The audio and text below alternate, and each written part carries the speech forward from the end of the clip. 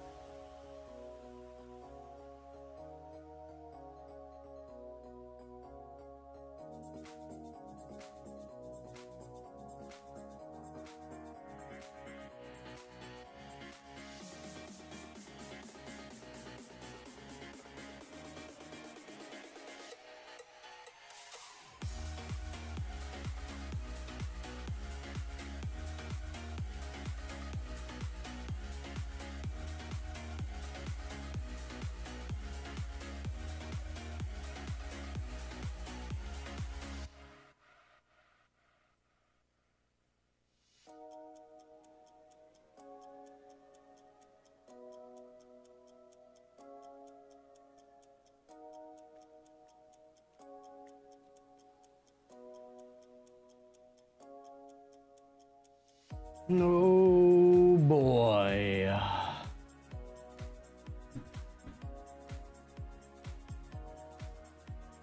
Hi. How are you all doing? Happy Saturday. Oh my god. What the fuck? Savvy. Savvy. Party! With the tier 1 for 37 months? Incredible. Hello, Poop Lord. Hi, Artie. And Koala with the tier 1 for 10 months. Thank you both. Thank you both for being here. Thank you both for being awesome. So yeah, welcome everybody to the stream. I guess welcome to a hype train right off the rip as well. Yeah. It's cool. Thank you. Thank you for the support. Despite my technical issues the past couple of months at this point, I think. So, on the topic of technical issues, I've done nothing since the last stream to try and figure out what's wrong with my computer. Nothing at all. So I'm just keeping an eye on some numbers and waiting for the inevitable death of the stream today. Any ideas what's going on? I thought I had an idea. I thought the idea was that my CPU was overheating. And then I fixed that issue, I thought. But I'm not 100% sure. Originally, I thought it was a power draw issue. Well, no. Originally, I thought it was overheating. Then I thought it was power draw when the Xbox was on. And then it did that weird freezing thing last week, so now I don't know. So we're just vibing. We're just gonna roll with it, and whatever happens, happens. Hair's looking snazzy. Thank you, Artie. I like to call this... My room has been incredibly hot today.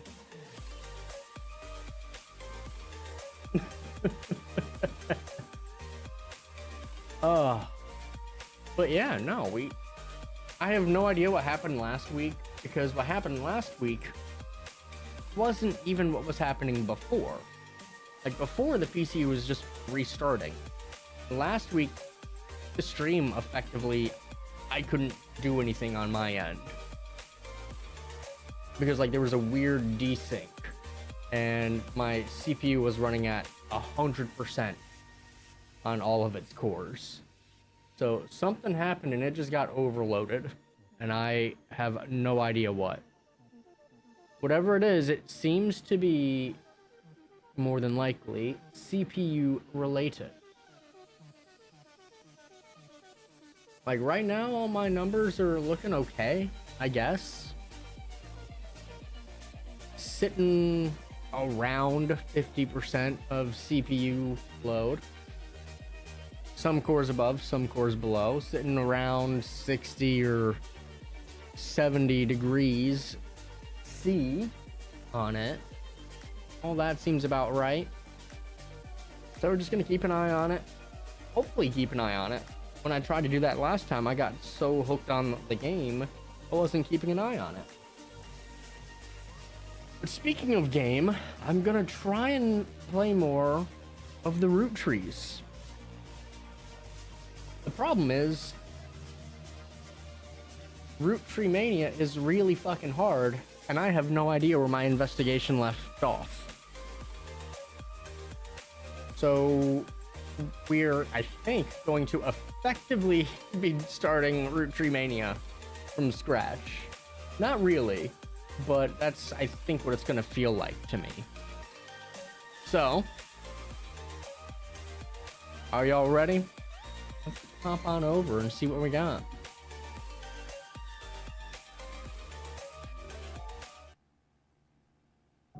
Alrighty, we are in. Yeah, so... yeah, the only person we know for sure is David Fellows. Well, actually, we know these three. But I need one more person locked in.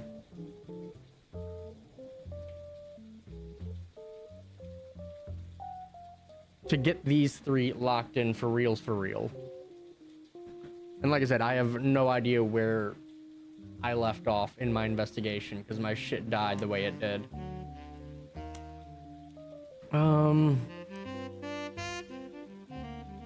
That's a little loud on my side. All right, here we go.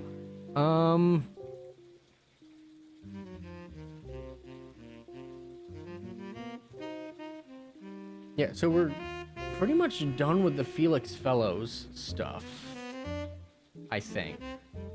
Well, no, because it still says this will lead me to 2 more things. Oh yeah, what do we got?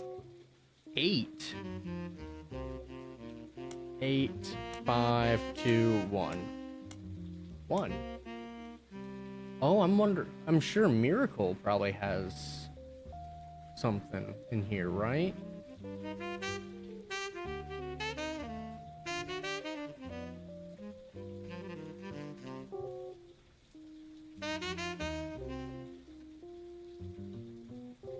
Article mentions Miracle Jr. did not wish to comment, and as a statement from Clark Rafferty LaRue, Miracle does not speak for his entire family. Did I look up the law firm? Wait, where's my couple of notes I got?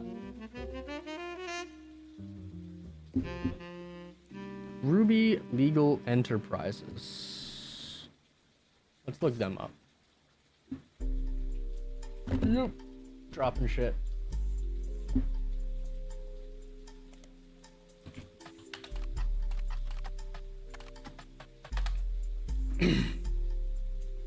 I did look this up. It's named after their head lawyer, Ruby Spratt. Can't find much about the company before this year, though all the articles tell the same tale. After the 6 pieces, the Ruby legal seems to have ties to multiple aspects, including the candy company and Roots. Recently in the news due to the lawsuit they raised against Cicely Sanchez. Like, again, I've read some of this before, so it's just going to be tough to figure out what's going on here while I catch back up mentally. Portrait of a Changed Man.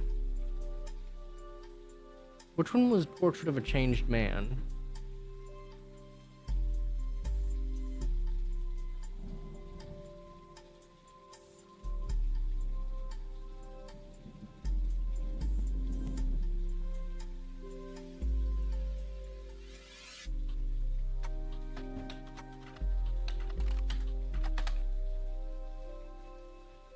What if everything you stand for, everything you know to be true today could disappear in an instant? All your politics, relationships gone in the blink of an eye. Cicely Sanchez tells the powerful true story about a man who woke up after being saved from drowning in his backyard pool and became an entirely different person. Included are interviews from those that knew him best before, as well as a one-on-one chat with which paints an entirely different picture. Doesn't sound like it's relevant.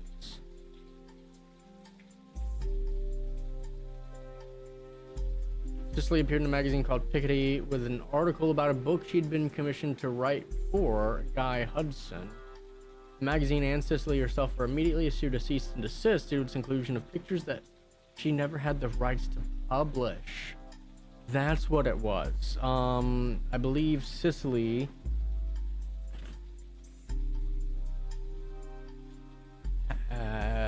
Cicely might have, well,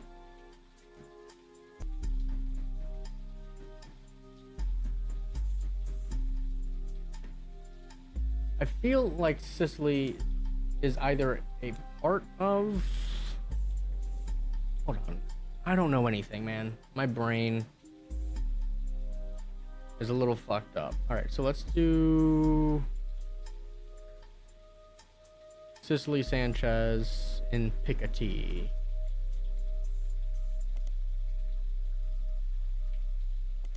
Oh, it's the one with the fish. I do have that.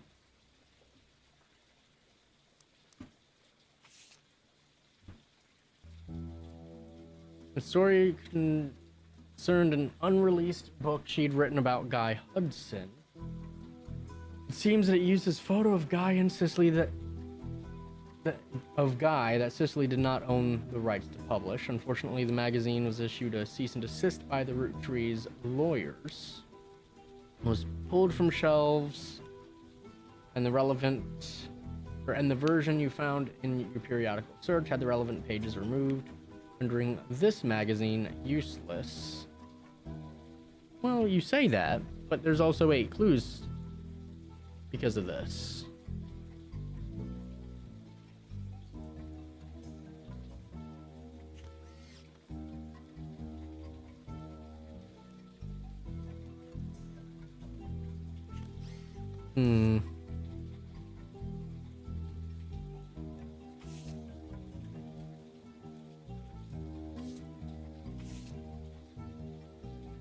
There's still one more thing here.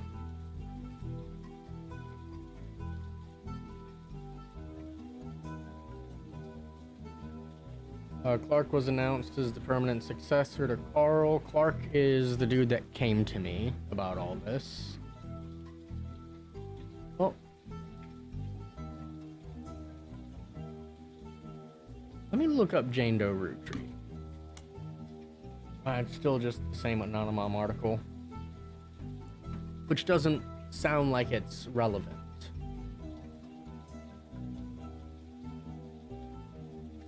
Who was Sam Madsen? Sam. Yeah, Samantha. Let's look up the Clancy Trust. Because that's definitely changed since the base game. After the release of 6 pieces, the Clancy Trust came under heavy scrutiny. Sam, her children, and her grandchildren should have been covered, according to the wording revealed during internal family conflict between Ron and Robbie.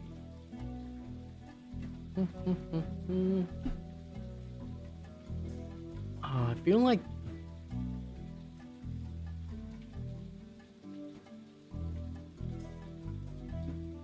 I've read this. Who was Beth? I have the name Beth written down. Do we have a last name for Beth? I've got too much going on. There's too many things and nothing is leading me anywhere.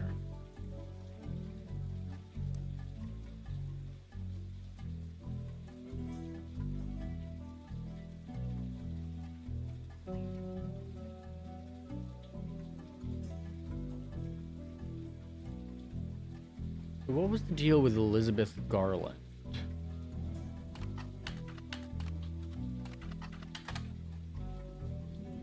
Beth? No. Elizabeth Garland was recent.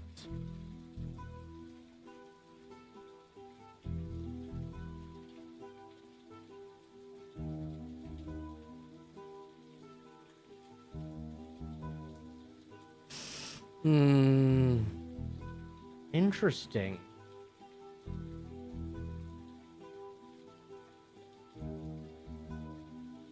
That is interesting.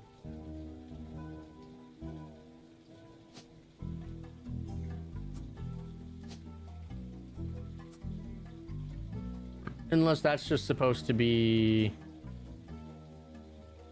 this, because it says update. That's the 1998 update, and I think it's 99 now, right? Yeah, it's 99 now.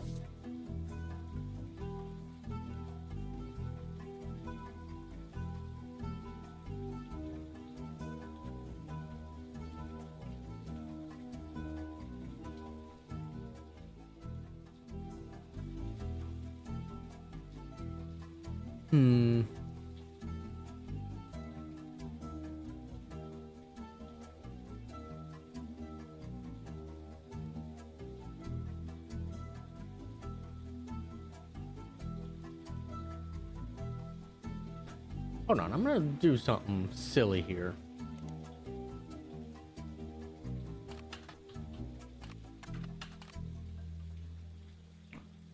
Who was it? Aaron? No. Alphabet Davis.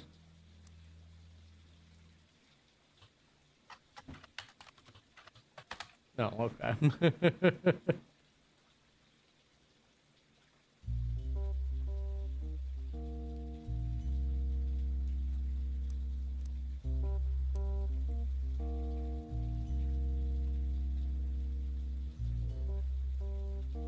Alphabet Davis. Reverse us. Alphabet Davis. Reverse us. Okay. Clearly these books that I have don't exist. Oh, well, this is nothing relevant to the investigation. Okay, yeah.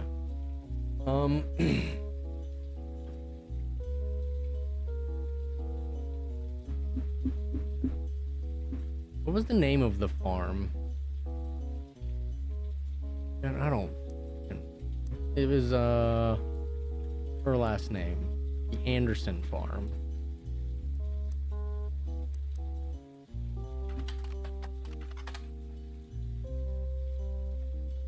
Page hasn't been updated for at least 8 months and may now be irrelevant. So that's just the same as it was the first time, okay.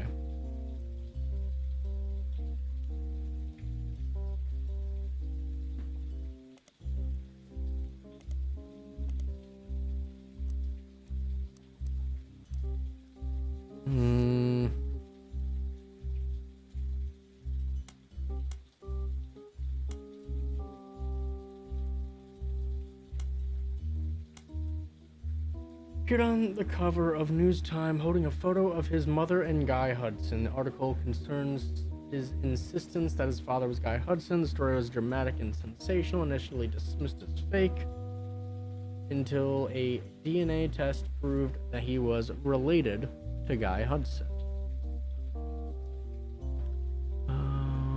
Five Piece said that his mother, Joanna, was Zach Morton's secretary when he retired, and then Guy Hudson's secretary for only 1 or 2 weeks after that, before she quit. His parents divorced when he was 4 after his father learned of the affair. Felix and his mother moved to Portland because she was afraid for her son's life. He grew up with her until he was 16. I'm trying to see if there's anything in here because it says there's 2 things. I'm just trying to see what else I could look up.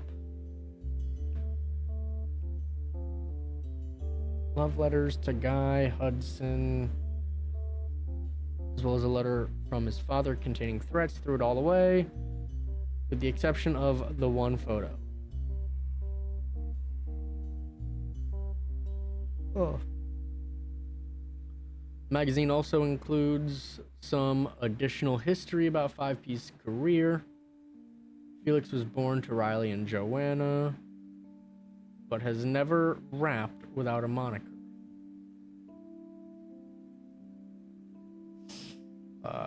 Find success by yada yada yada. The writer did some research into the truth and confirms that Joanna did work for Roottrees as a secretary. Also confirms she died of a drug overdose. They were unable to track down the father. They also reached out to the Roottree company, but at the moment the company's blanket statement was, since a release of his recent book, Roottrees has seen an overwhelming number of false ancestral claims. None have been factual, and nearly all have been knowingly dishonest. Okay, hold on. Let me go back to the board real quick.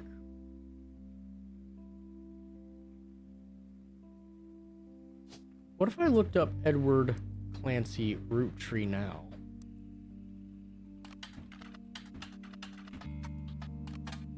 Okay. What about EC Roottree? What about E. Chip? E. C. Roottree. Interesting. You'd think somebody would have written articles about this guy.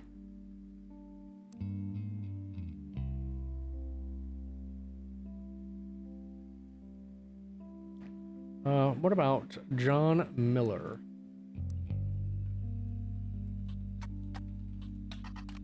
Okay. Well, shucks. What's main lady's name? Sam Madsen.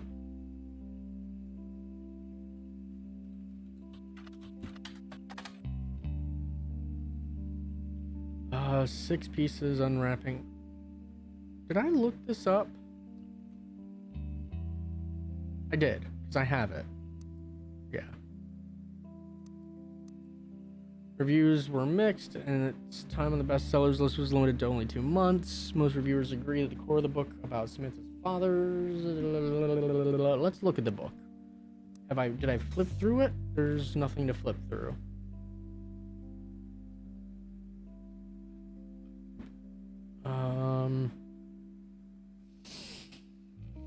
Okay, this is where I got the name Beth, maybe? I don't know. No, this was the Elizabeth Garland. One of Sam's farm supervisors was named Elizabeth. Elizabeth had a daughter who Sam never met, but who worked as one of Guy's secretaries. According to Elizabeth, a caterer from a restaurant called Anatoli's.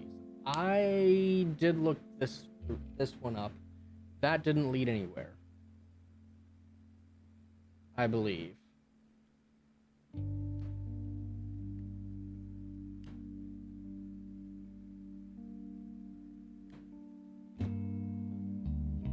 I think that one didn't go anywhere. Unless I'm wrong, and I just didn't place it because... Son of a bitch, dropping pens. I didn't place it because I didn't know where on the board it would go.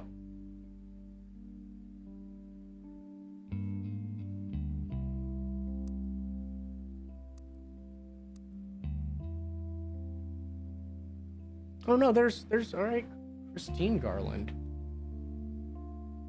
Oh yeah. Okay. So this is where I was working. What I was working on. I don't think Christine Garland is gonna appear anywhere.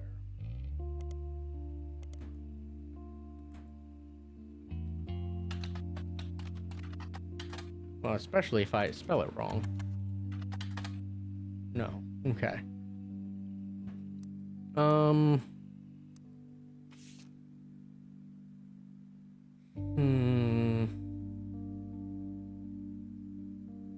There's also a section where Alright, as far as Sam knows, Elias once had a secretary named Elizabeth, a different Elizabeth than the supervisor at the farm. Okay. Okay, so that's Beth.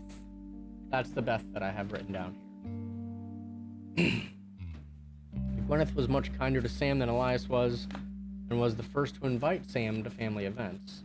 While she has no hard evidence, Sam always got the impression that Gwyneth was able to coerce Elias into allowing Sam back into the family using some kind of leverage, instead of it being a natural course of events. She mentioned that Elias and Gwyneth were known to loudly argue, sometimes about another woman. Sam also says her son Ernie once asked her, "Who's Beth?" Elizabeth, yeah. Because he overheard them yelling about someone with that name. As far as Sam knows, Elias once had a secretary named Elizabeth. That doesn't help me. I don't know how to find a last name for that Elizabeth. How would I find the last name of a secretary?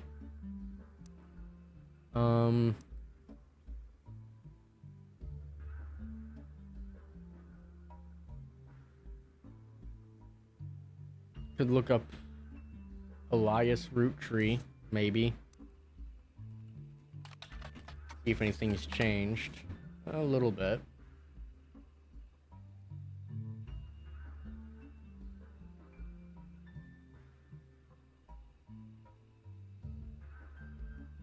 The first Anderson Maple Farm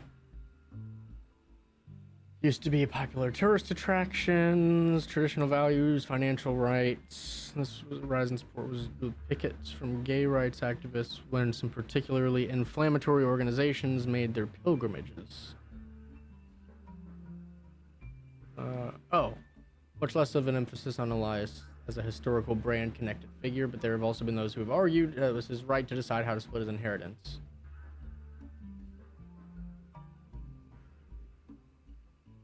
Amongst the conflict, the farm has since shut down, seemingly indefinitely. The website says check back later, but has no date listed. Interesting. Alright, let me look up Bess Williams again. Bess Williams. Who's Beth?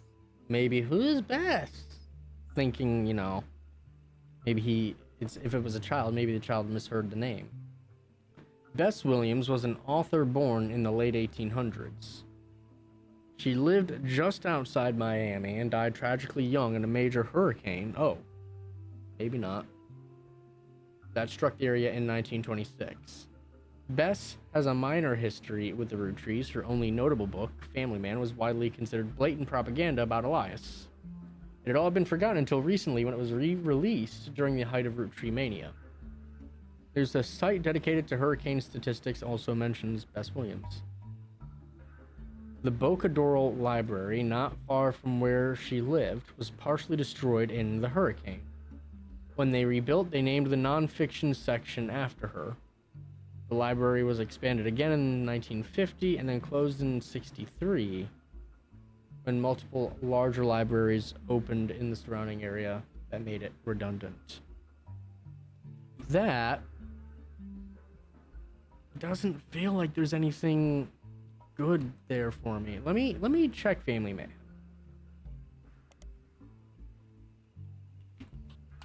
Because it wasn't useful in my first search.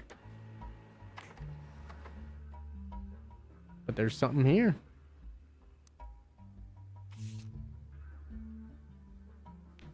There's a picture of him. The dictionary defines propaganda as information, especially of a biased or misleading nature, used to promote or publicize a particular political cause or point of view. But if they were to replace that definition with a picture, it would be the picture of this book. The book tells you nothing new about Elias, and from what you know of his true feelings towards some of his extended family, you're not sure it tells you anything true about Elias either. The reissue of this book was so lazy that they reused the famous photo of Elias from Business Watch, whose copyright had expired. The best thing it has going for it is that it's only 85 pages long. Huh. Oh, actually, hold on. This, off to the right, could be Elias. Let me plug the photo in. We'll see if it is Elias Roottrees.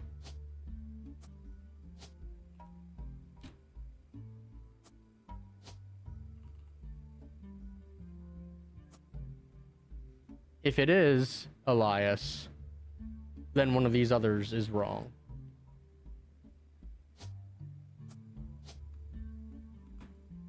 So we'll just go back to nothing.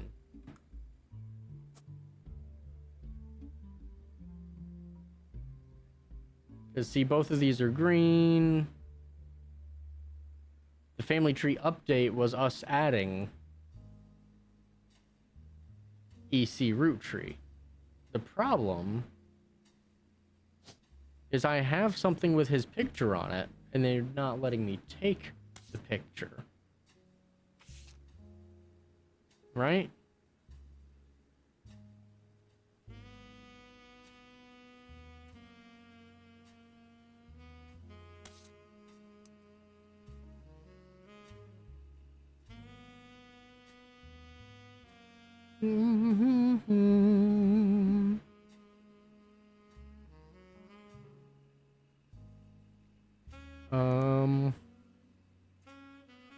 I was wondering if Bess Williams might have had a kid, which would have been maybe why the propaganda book was so positive. But I'm not seeing anything here about her having a child.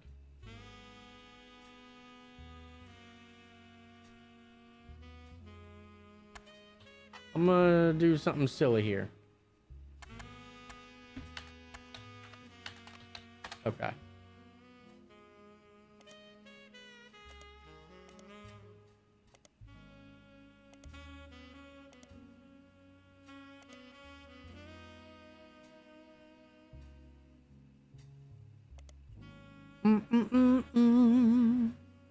Well, let me look up that, actually. The library no longer exists. You find multiple libraries in the area, according to the website for the library system in Miami. The building where it once sat is now the Miami Print Museum. Searching for the Print Museum, you come across their website. It states their hours and list of exhibits. The building is very small. Admission is free, and they only have room for a few different displays. One of the exhibits in their courtyard, which includes a fountain as well as a statue of an unknown author, the picture has been added to your evidence. Another is a printing press that was used by the Miami Sunday, a now defunct weekly newspaper. The last original print of Cuba by Cubans.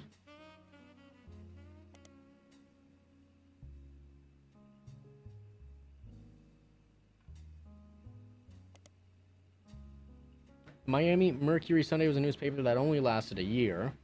You find a small website about quirky printing history facts that mentions the Miami Mercury Sunday was the outcome of merging two smaller failing newspapers. The result...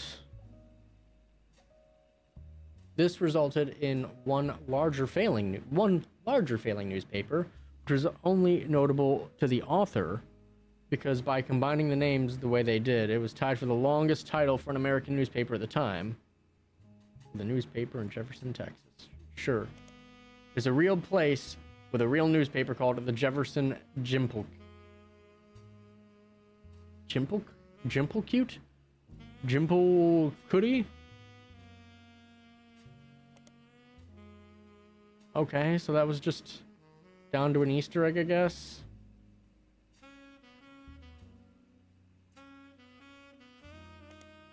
There's a book of paintings. It's credited to Marcia Barbin. Okay. So what did I get?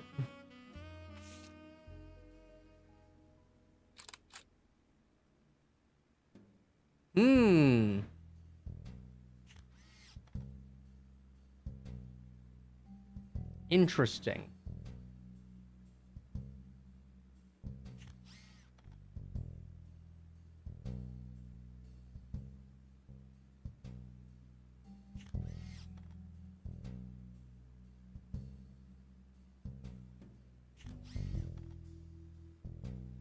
Wonder if they did have an affair, but again, I can't find anything about a child.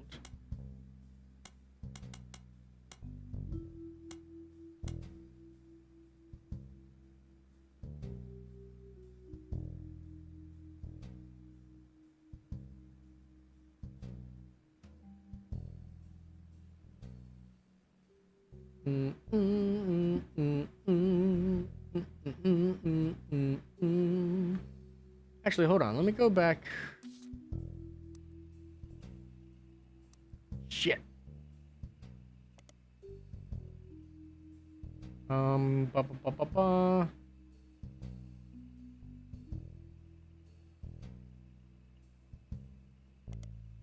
Miami Mercury Sunday.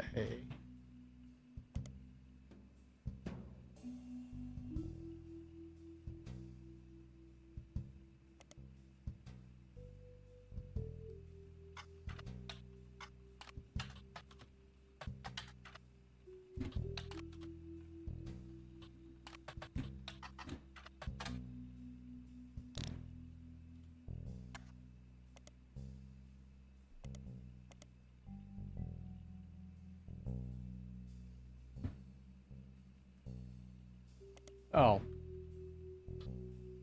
Okay. Just had to double check.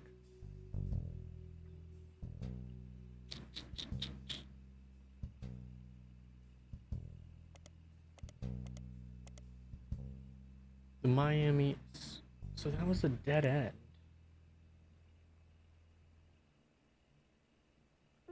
Includes a fountain as well as a statue of an unknown author. So that's probably Bess Williams. If I had to guess. But...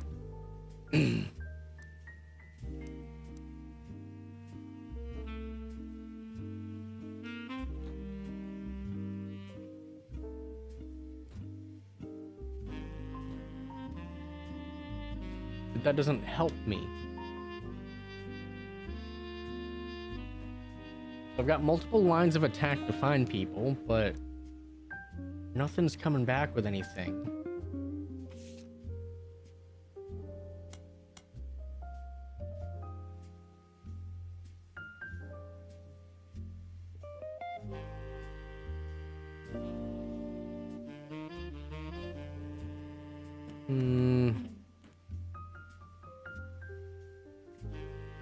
So, guy did something in Brazil. Let me just do a search for Brazil. That'll come back with something positive, right? Wow, who'd have thought? What's the name of the candy company? Is it just the Roottrees Candy Company?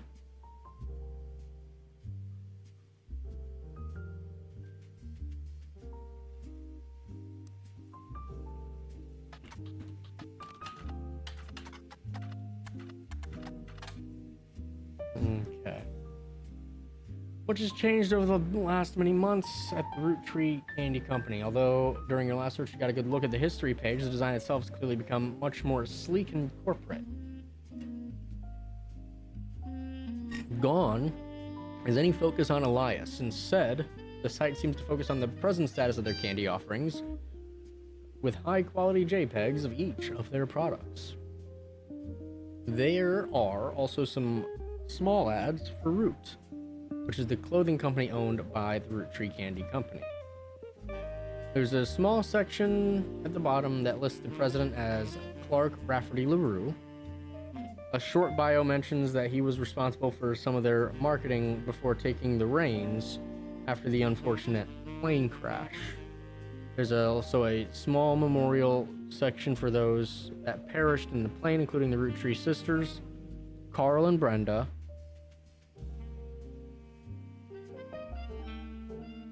Those are new names, I think.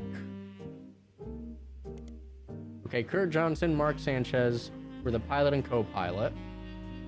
Although NTSB investigations have not been released, foul play has been ruled out. Trisha was on the cabin crew of the Roottrees private jet. Elizabeth Nicholson, who went by Eliza, lived in a house with her family about 200 yards from the section of woods where the plane crashed. She reportedly had a heart attack during the commotion, my brain, and her family were unable to reach emergency services due to the overwhelmed phone lines and the ongoing storm. Her son-in-law managed to flag down an officer responding to the plane crash, but it was too late.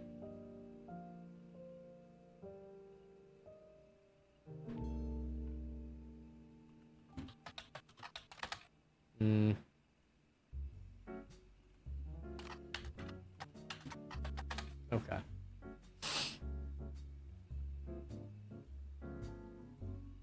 Okay, so that's all of them.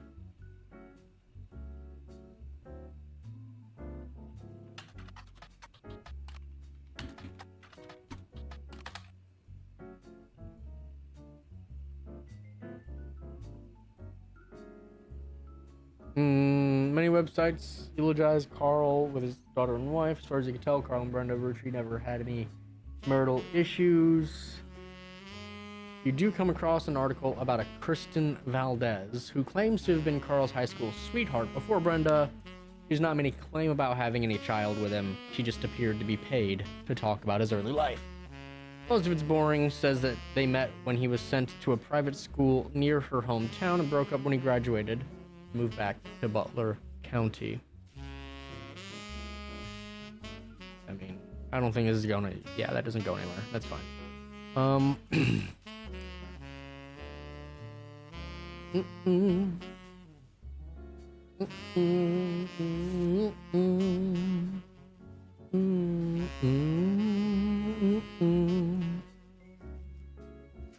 See, if I can take his picture, that means something.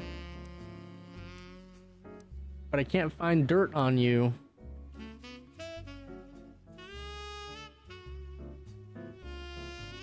Also, this Christine Garland, I need to find...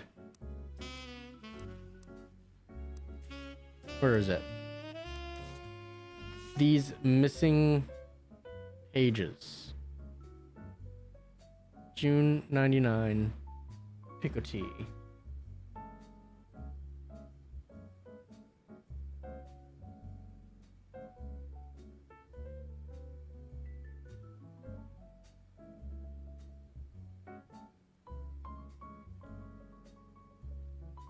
There's nothing else about Cicely Sanchez that I can find, probably, right?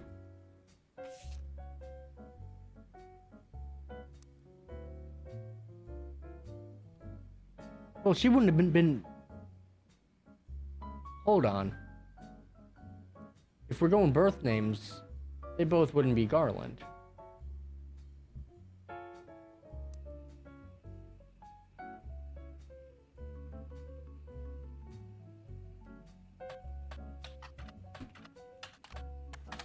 I fucking spelled that wrong.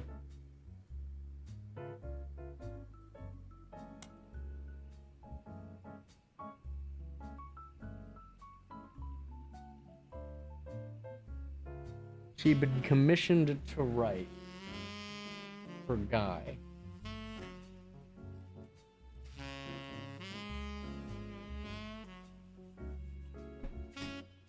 Mm-mm-mm.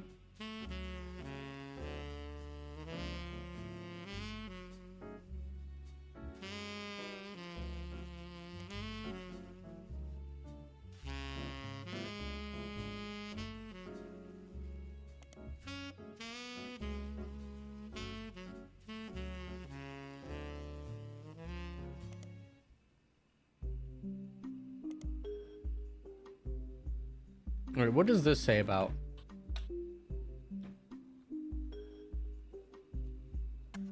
Cicely Sanchez? Because it might be just a little bit different from those words there, right? Cool, I hit copy and it didn't copy. There we go.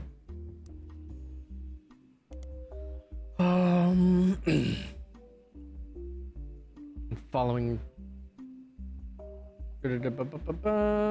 Ruby Sprat and Pikachu magazine photos, yada yada yada, pulling it. Caused it to sell faster than any other.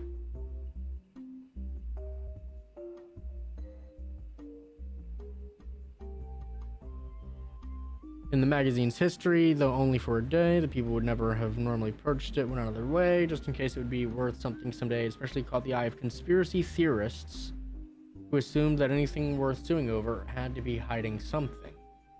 An expert legal analyst from News Time states it was unlikely that Ruby could have had the story pulled. It was unlikely that Ruby could have had the story pulled if it had gone to court, and Picotee likely got more eyes on it than they would have if Roottrees just ignored the story. Do I have a periodical for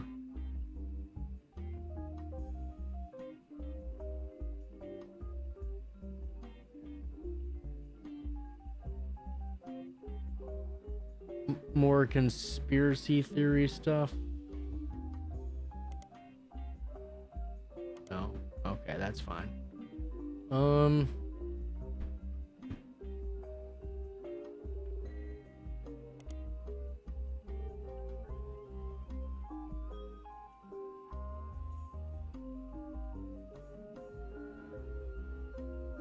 do I get those last pages?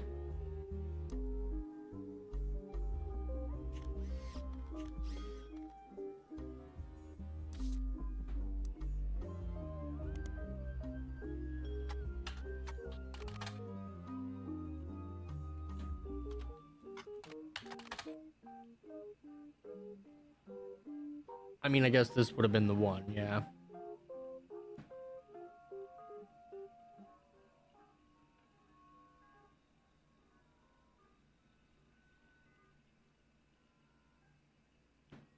Yeah, it doesn't say where to find conspiracy theorists.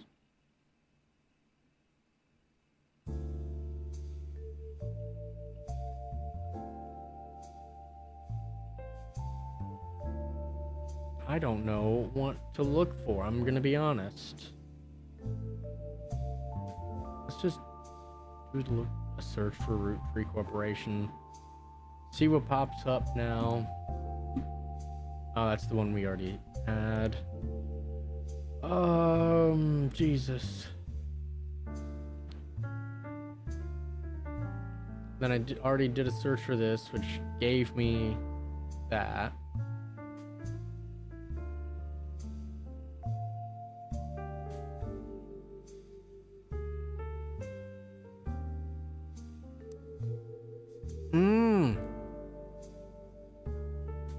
This is very tough. I've not found anything new yet today.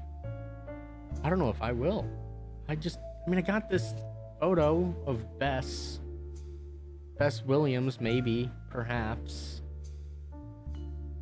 But that means Bess has to be somewhere on the board. But where?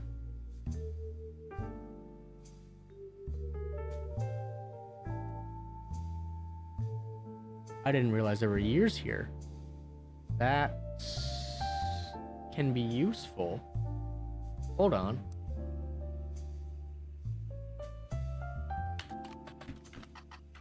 She died in 26, which would mean this would have to be Elias.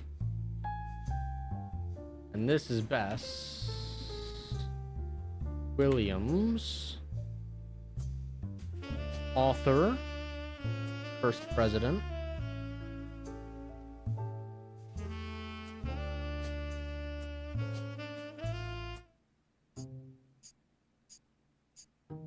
Okay.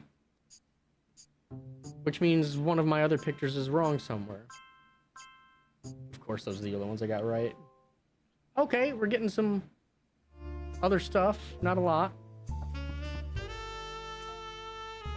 Oh shit, she back. Has Clark reached out to you? Well, let me give you a short history lesson about the last few months. Alright, we might be getting somewhere.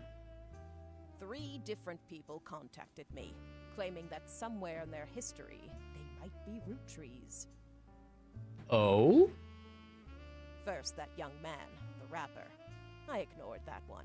He seemed dubious. But then I saw the news. I felt terrible, so I began helping the others. Because my doubts with Felix were so misfounded, I ended up putting too much faith in the second person that Anonymous. I went to the media prematurely. I admit my mistake there. But the third person who contacted me also had a credible case. Before I could help, the company got to them somehow. The fact that the family silenced them doesn't seem to fill me with hope when it comes to Clark's intentions. Okay. But you're making progress based on the leads he gave you. It's really hard for me to get a read on him. I'll let you handle it. I've sent you the case I Ooh, worked on, Regina and some company Clementine. records I managed to track down. Oh, wow. Okay, wow. The records are quite dense, but hopefully they're useful. Good luck. Okay, so that... Nailed it. There. Then over here. Yeah. So... Again, it goes to, I did this stupid thing. Clearly, her first name wouldn't have been Fellows. Her last name wouldn't have been Fellows, much like that last name won't be Garland.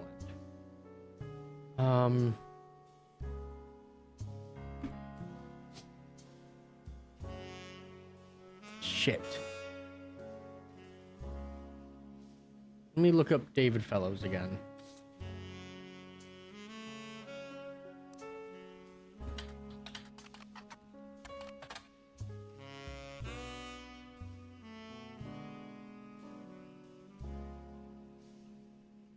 What was the mother's name? Joanna. Well,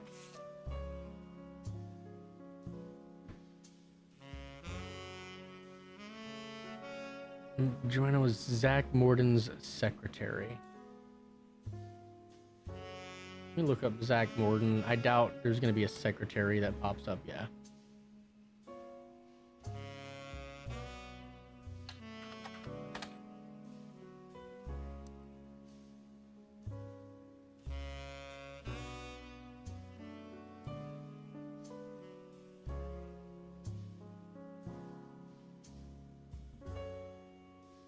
The only thing you remember her were a hairbrush she'd always use, some photos, and a stuffed animal from her childhood. But there's no photos of that stuffed animal, I'm sure.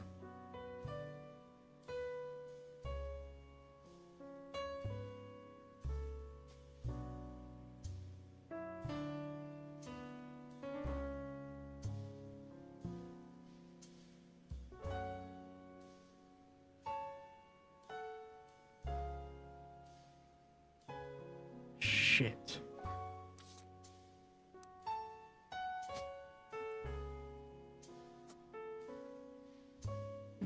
What is your last name, Joanna?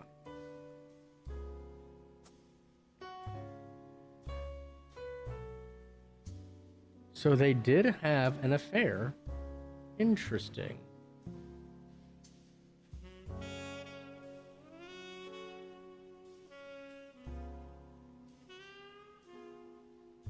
That means I don't know what this is. This, again, this might be Elias and John Miller. But normally it wouldn't be the married, it would be like the adopted or guardianship thing. That.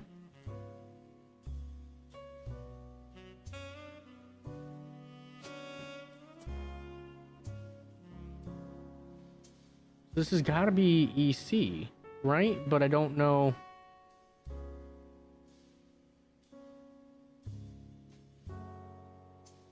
But I mean, he is also on the original. If this were EC, that would also be on the original tree. This has just got to be like two people from like distant. Well, no, because it says it was family tree update.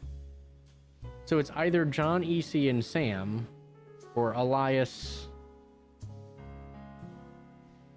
Gwyneth, and EC. Right?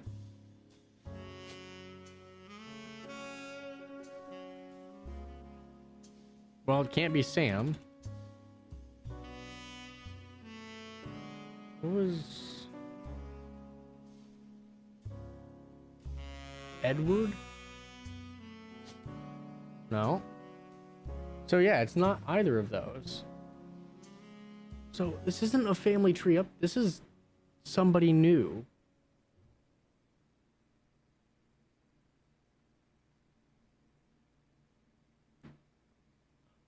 Somebody was pregnant, right? I'm wondering if that's just what it means by family tree update.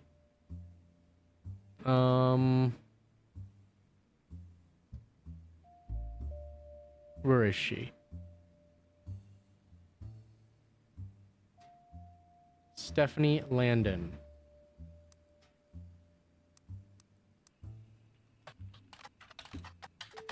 Shit.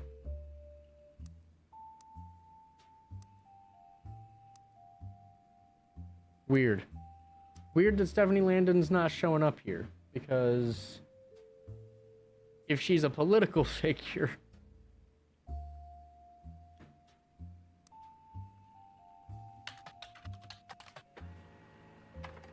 there it is. Seems Brian Jones has been busy updating Stephanie Jones's campaign website. 2 new sections exist. The first is baby photo. You see a picture of the new family together in the hospital. According to the site, our daughter was named after her grandmother, which ended up being very fitting considering she was born the night before Christmas. The second is what's next? And there's not much of substance there right now, but it lists some small accomplishments and finishes with the recent rise in popularity and controversy surrounding my extended family, there's been some extra attention on me. Stay tuned for announcements in the coming months and how I plan to use this publicity to accomplish bigger and better things. Bing, bam, bow. Okay.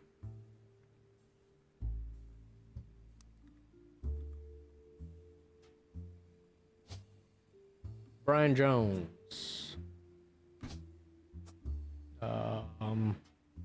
Stephanie Landon.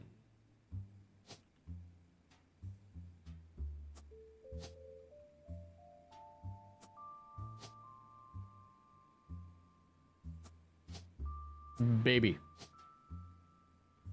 Your name, you said after your grandmother. So those are your mothers. Your grandmother would be Clara?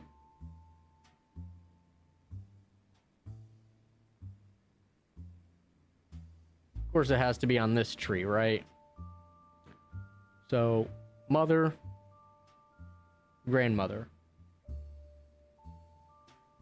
Yeah, Clara is the grandmother's name.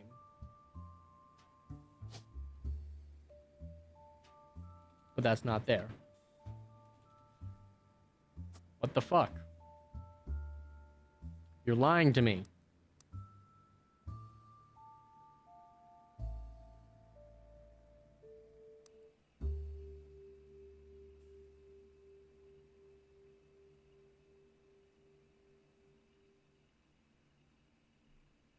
Our daughter was named after her grandmother. Her grandmother.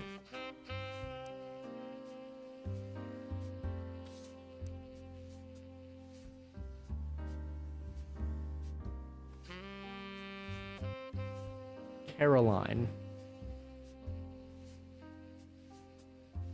Could be Eloise. Could be Eloise or Caroline. Probably Caroline. Oh my god.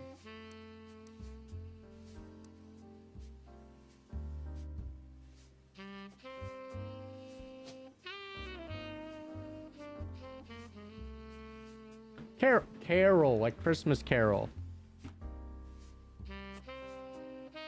All right.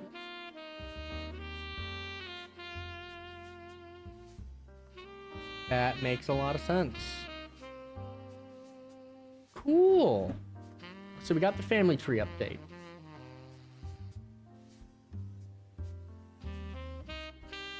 Dude, I could just go down the list.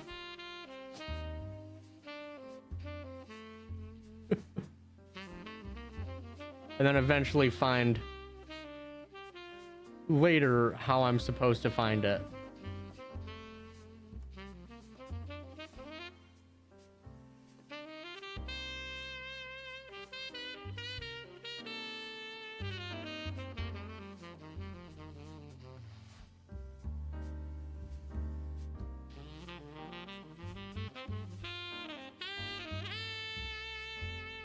Shit. She doesn't have a last name.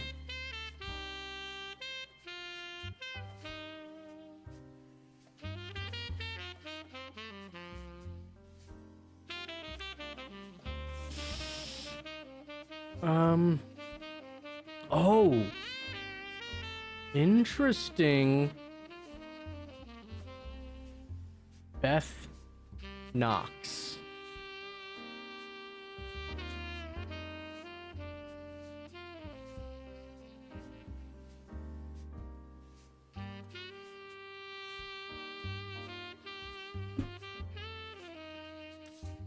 So that will be you, I think.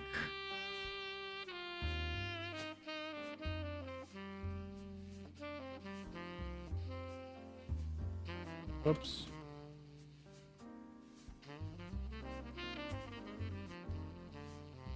Perhaps. FBI, open up! Oh my god.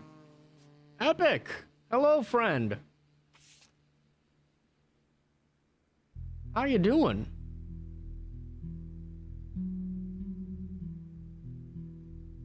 Not. Oh my. One of those kind of days, huh? Joanna Robertson. We got a name.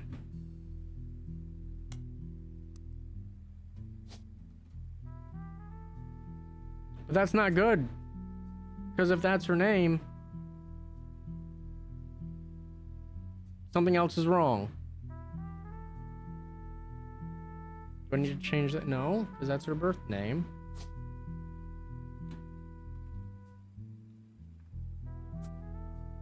Typing one-handed because a cat? Is it because of the cat? Or is it something you got up there on your second screen, buddy?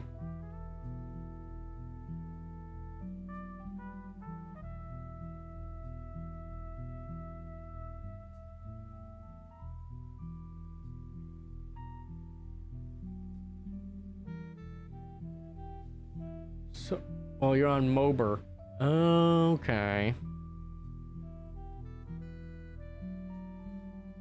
So, is Joanna Robertson not Joanna Robertson? Hold on. No, not this one. This article. His mother was Zach Morden's secretary. Yeah.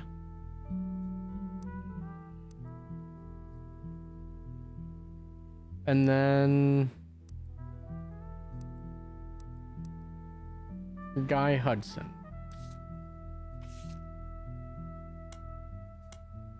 Guy Hudson has replaced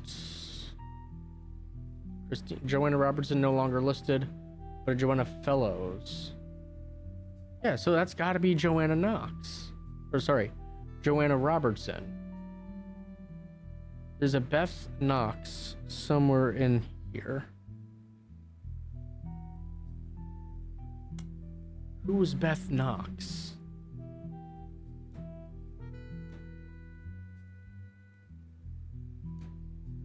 Because I remember in the book, I'll get to all this other stuff momentarily. All the Clementine stuff can hold the phone. Where's the book? 6-piece.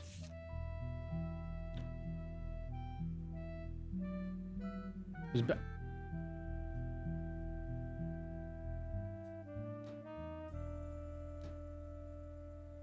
One of Sam's... Okay, this is Sam's farm supervisor, not...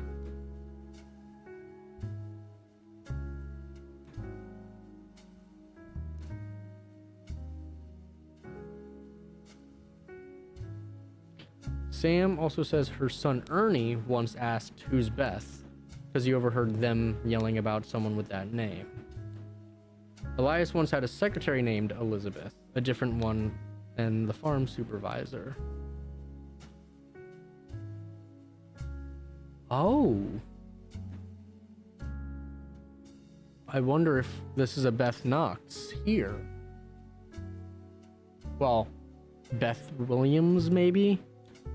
Elizabeth something something. And that's not Knox, unless married to some Knox dude, which is possible. But you're supposed to be Joanna Robertson. I should have 4 things solved. Is she not in politics anymore? I think she's a housewife now, right? No. Unemployed? No. I don't know what you're into anymore. Thought you were still in politics.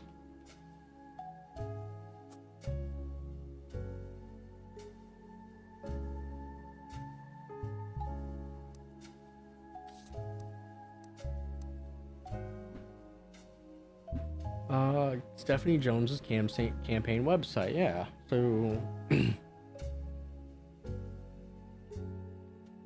yeah, so she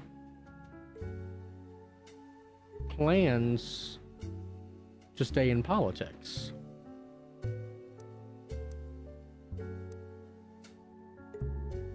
Carol Jones is definitely a baby.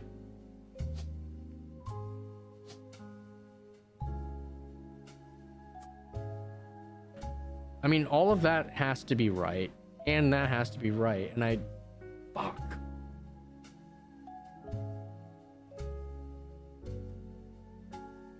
Christine Knox was not a secretary.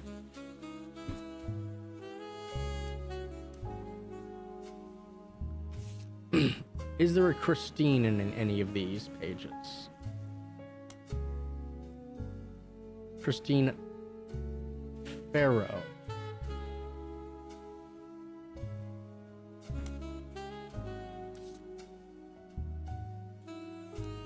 And that is with Guy in charge?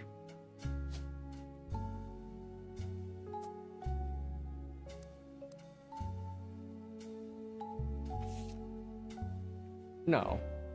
Because, yeah, Guy would start retiring, or Zach would start retiring, Guy would be taking over. Okay. They held a retirement party in November before spending the... Okay, yeah. So, that's fine. Christine Farrow would be there.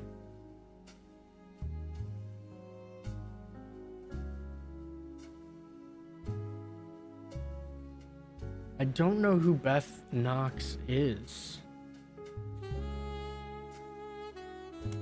I mean, a secretary. Wait. There's Elizabeth Farrow.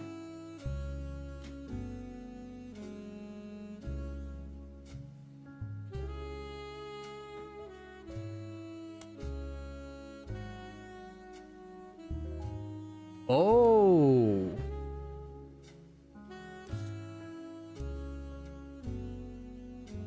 This is Elizabeth Farrow. And one of the kids is Christine Farrow, but I don't know if this is just like a these two created this kid and these two created this kid, or how that's set up. But there is an Elizabeth. There should be Elizabeth. Oh, sorry, Christine. No, that doesn't make sense. Christine Farrow wouldn't have been old enough.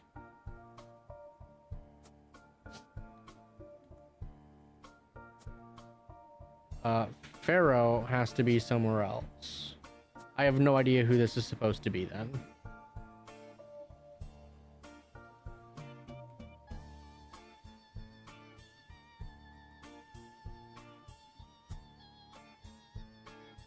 Jesus, it's so crazy. I hate this. Okay, but again, I feel like I got 4 of these names right.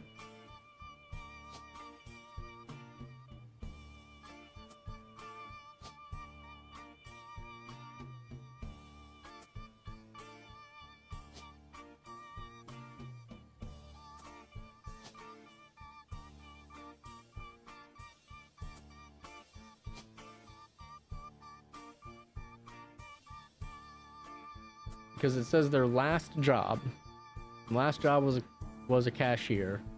Your last job was politics. So what's wrong?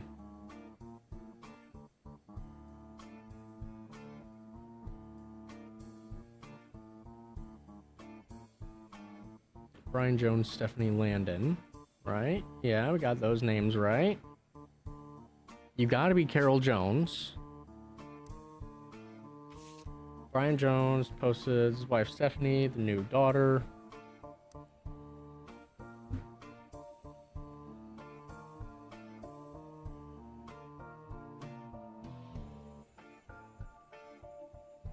Yeah, that's all I got. If all that's wrong, then I don't know what's right. Because it said Joanna Robertson name changed to Joanna Fellows. I know I'm bouncing all over the place. Yeah, so Joanna Robertson is no longer listed, but a Joanna Fellows has been added. That means Robertson is her name.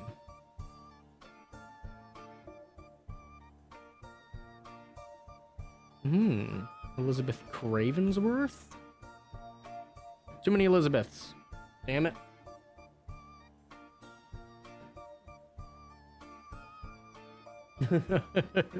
Oh, the music's so good. There's Sam Madsen, John Miller. Interesting, EC's not on that list as under farm.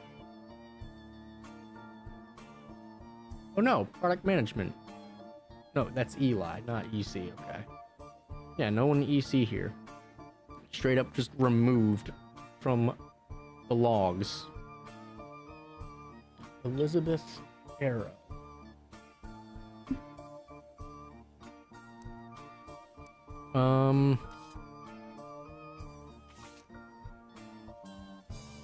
One of Sam's farm supervisors was named Elizabeth. That would be Elizabeth Farrow.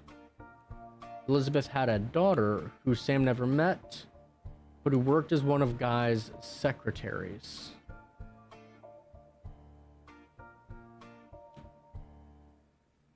So Christine Farrow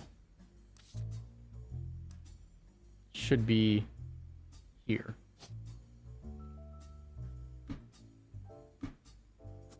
All right, that should be that secretary's name. I just don't have a picture to go with her.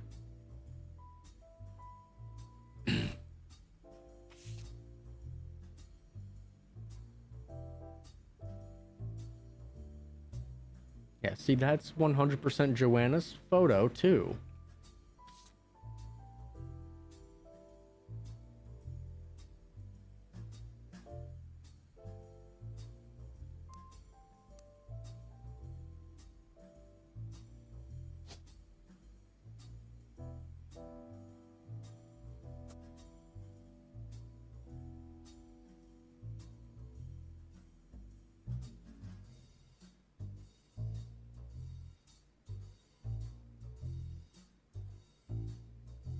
shit.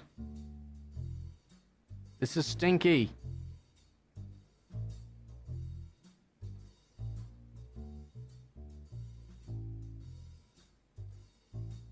Because I should have 4 things right at this point.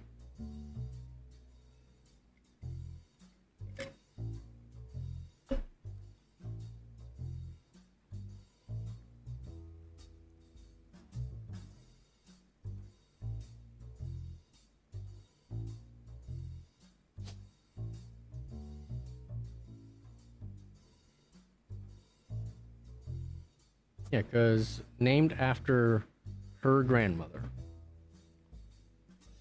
Mother. Grandmother. Carol makes sense as a name. And Eloise isn't on there, and it said how fitting because the name baby was born night before Christmas, so no Christmas Carol. Why is this wrong?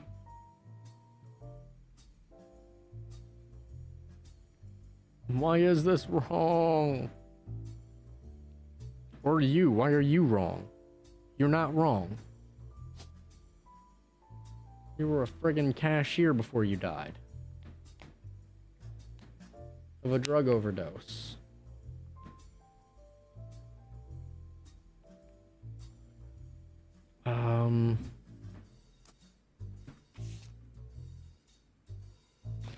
Did work for the Roottrees. She died of a drug overdose and he went to foster care.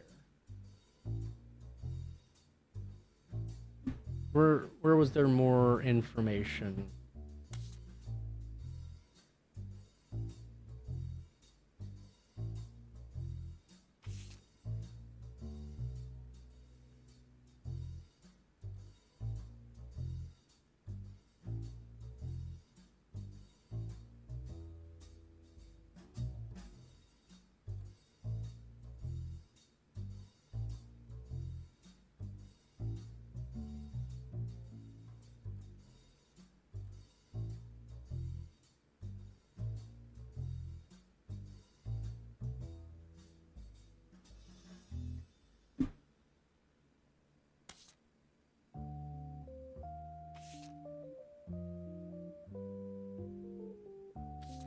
Fuck.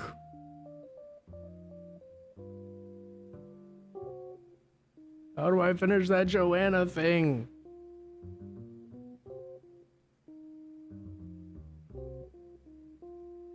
That's just it. It's all right. It's gotta all be right. I don't know what's wrong out of those 4. Whatever, let's move on to something else. Something will lock in. Something somewhere will lock in.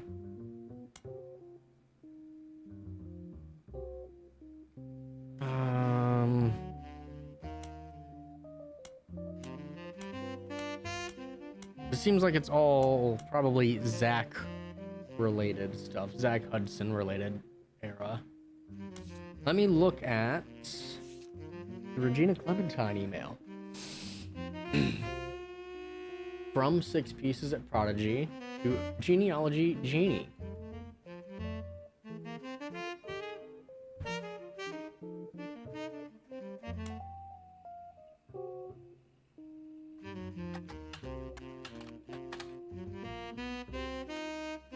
This is all the information I have about Regina Clementine, née Salazar, from New Orleans, Louisiana, and her husband, Stuart Clementine. She wrote me about a month ago, and apparently the Roottrees lawyers went after her since then. By the time I received her letter and called her, she told me she couldn't cooperate anymore. Her husband, who is a police officer and never knew his father, told her he thought he might be a Roottree, but he is estranged from his family and didn't want to pursue it because he had no proof. She wrote to me behind his back. Normally, I wouldn't be so sure, but she had some pretty credible facts. Some of it I've been able to confirm. Stuart's mother was Mary Beth Clementine. She was pretty well known in the 30s to 50s, a singer who went on tour to a lot of churches. There it is.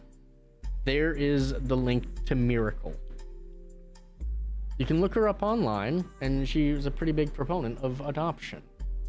I know for a fact that she came to Butler County a few times. I remember her from when I was younger. And Regina said that Stuart told her they always spend a lot of time at the Miracle Church.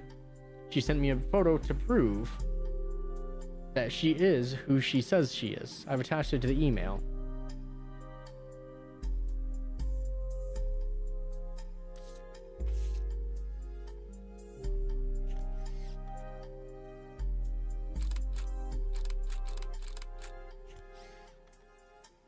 A woman named Regina Clementine came to her and claimed that her husband has confessed, thinks he's a Roottrees. Details of the case can be found in your evidence. Stuart is the older boy wearing a vest.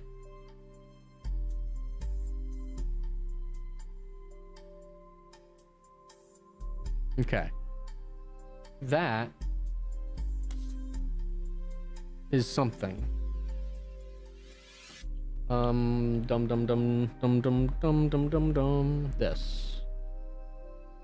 Stuart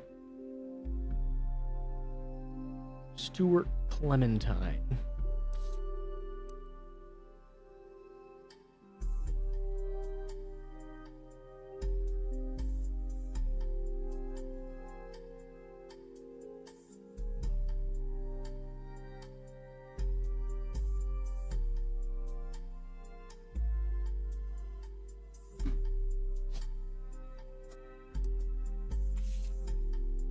Regina Clementine. Well, the woman is Mary Beth Clementine.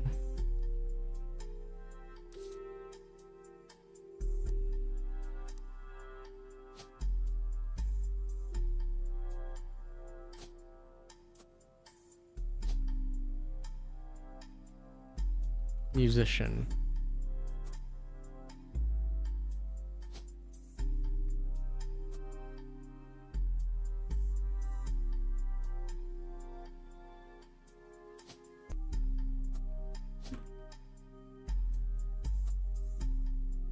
He was just a pastor, I think. I'm not gonna punch that in yet.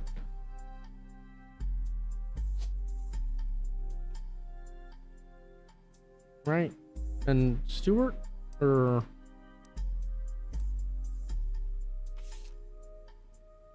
Okay. By the time I received her letter, her husband, who's a police officer, never knew his father, told her he thought he might be a Roottrees, but he's estranged from his family and didn't want to pursue. Some of it I've been able to confirm. Stuart's mother was named Mary Beth. She was pretty well known in the 30s to 50s. Okay,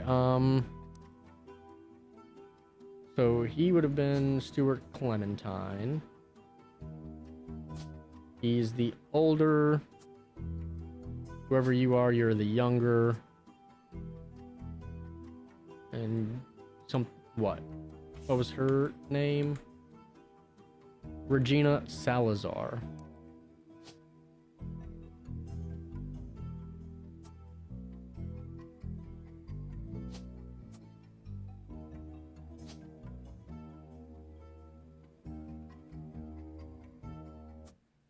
All right, we're gonna see what's wrong. What's still wrong here?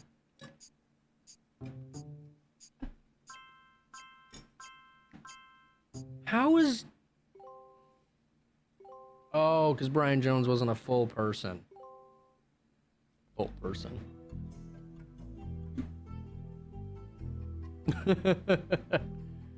All right, so Miracle was a pastor, I believe. I mean... Oh my god, let me... Yeah, preacher specifically. Cool. Cool. We can look up Mary Beth Clementine.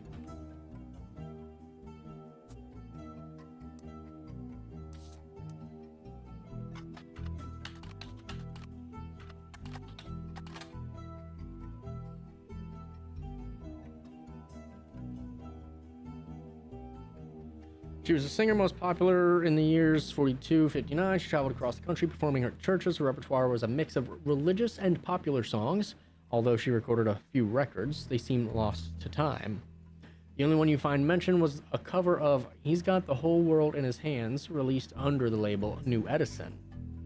One thing she was known for were her adoptions.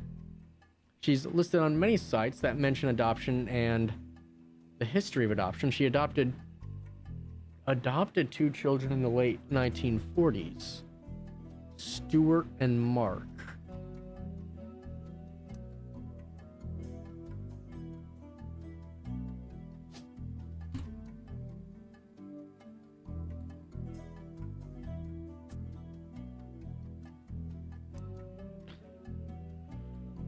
She also spoke as an advocate for the benefits of adoption in front of the United States Congress in '49, who were convening to debate and discuss the then recent first adoption of an African American child to a white family in the U.S.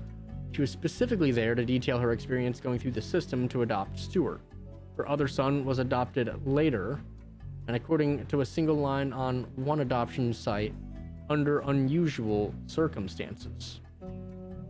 In 1959, it surfaced that Mary Beth had been twice divorced, both times to her manager, Sterling.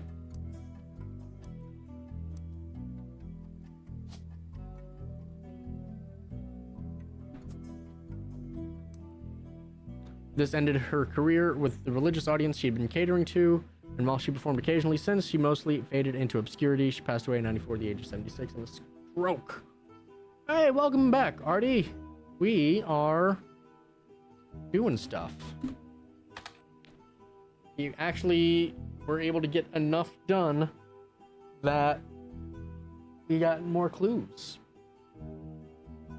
New Edison was a small record label based in LA that existed for a few years in the 1940s.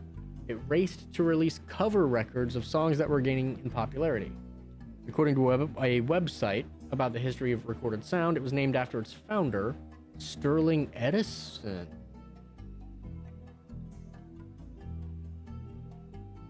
Its biggest claim to fame is being sued by the estate of Thomas Edison in Edison Records versus Edsel.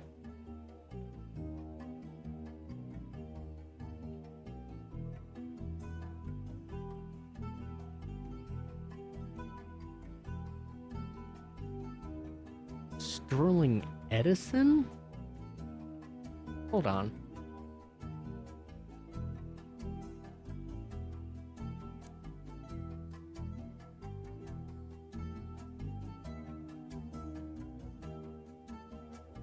Oh, okay. So he was probably named Edison, which means Clementine is probably her birth name,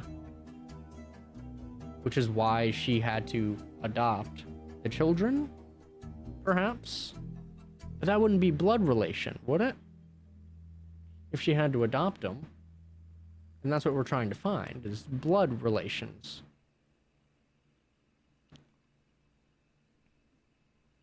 I'm gonna have to look that up. You also find a few references to New Edison and Mary Beth Clementine on sites about old records. One collector says that the Holy Grail is a re-release of The Old Rugged Cross, and says that the first edition was originally published before she legally changed her name.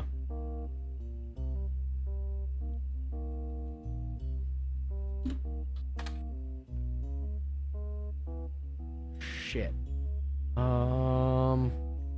Shit. It's gonna be hard to find.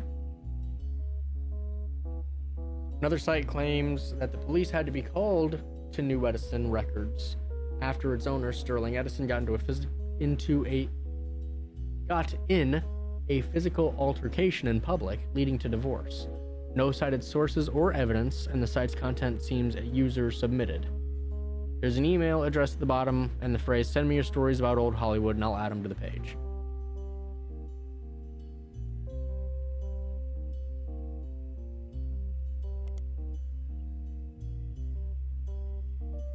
A website about lawsuits mentions it's a fun case because the name of the lawsuit was actually the biggest problem for the person being sued.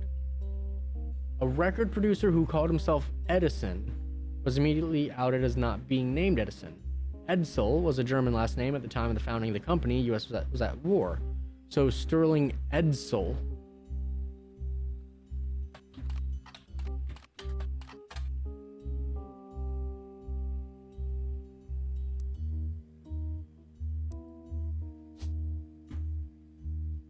Interesting.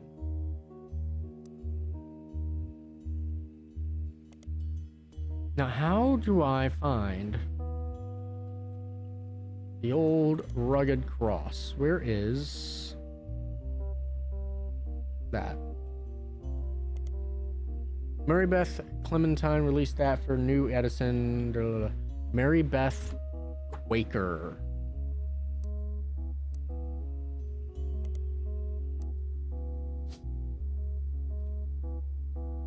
There we go. We got Mary Beth Quaker. That I don't know anything about you, Mark Clementine.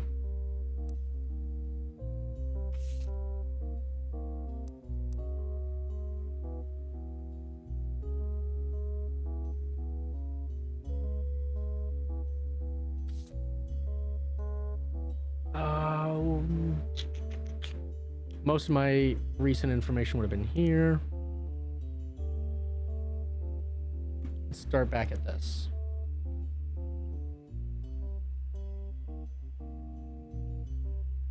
Her other son was adopted later, and according to a single line on one adoption site, under unusual circumstances.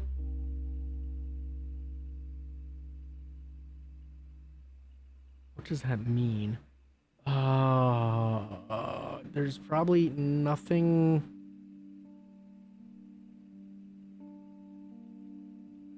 I mean, I can just try and look up Mark Clementine. Oh, shit. Okay. Crocodile Clementine is listed on a website titled The Infamy List. It's a massive list of criminals who are known for odd crimes. Although Mark's nickname would imply he hails from Florida, a lot of others on the list come from there, or Australia. Florida man list, very nice. Mark is listed from being from LA. He has a pretty big entry. It seems like a real piece of work.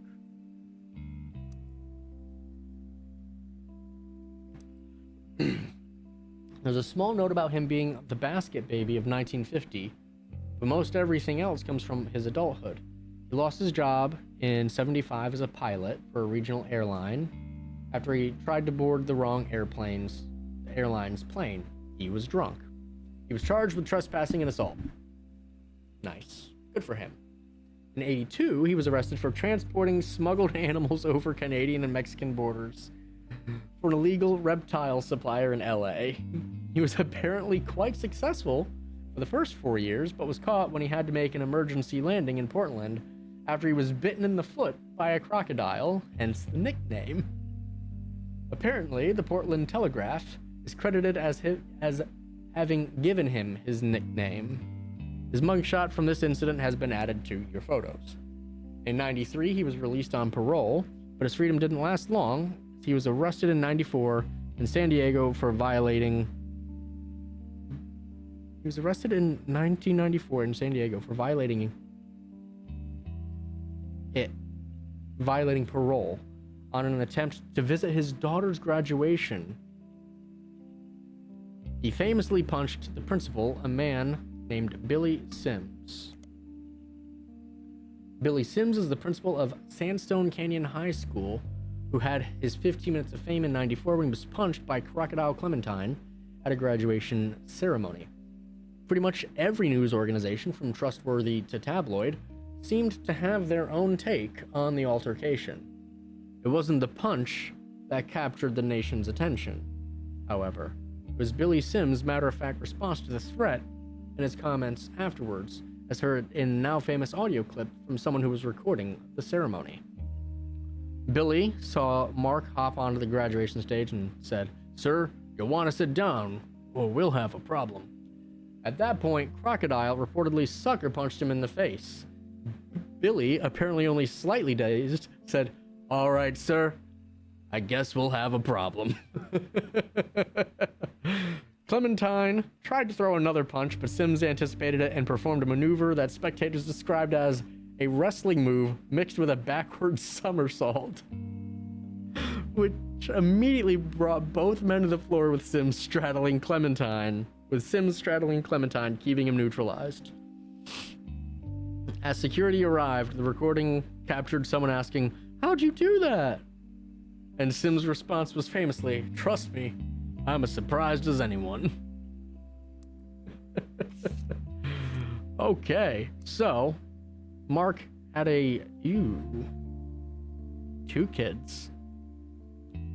I'm gonna go with this one as... Oh, I can't... It's not like the upper list. I can't say, hey, this is unknown female.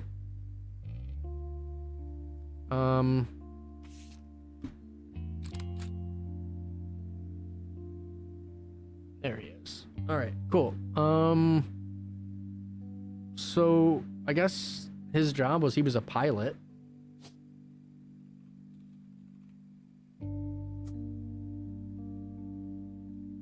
So we got 1, 2. Yeah, we've only got 2 people right now.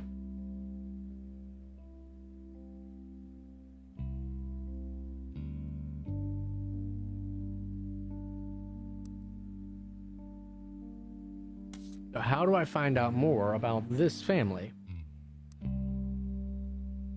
Sandstone Canyon High School. The Billy Sims incident. Shit.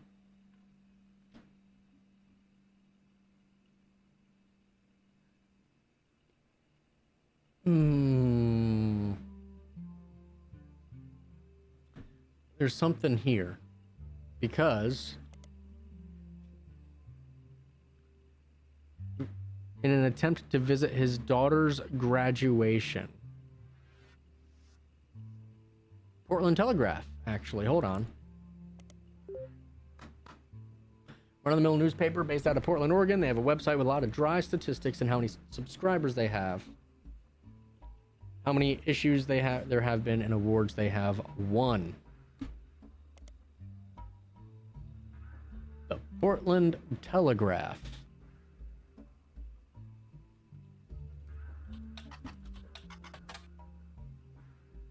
Has a slightly longer than most about the Billy Sims incident, mostly because the assaulter had appeared in the paper before. Because of the somewhat comedic sensationalism of the events in question, and because their readers were already familiar with Mark Clementine, they filed it under a special banner called Croc Watch. Mentions are that our good friend Croc Clementine was actually in attendance at the high school graduation because his daughter was walking the stage. He was apparently not allowed to attend. His ex-wife had a restraining order on behalf of her daughter, but did so anyways. It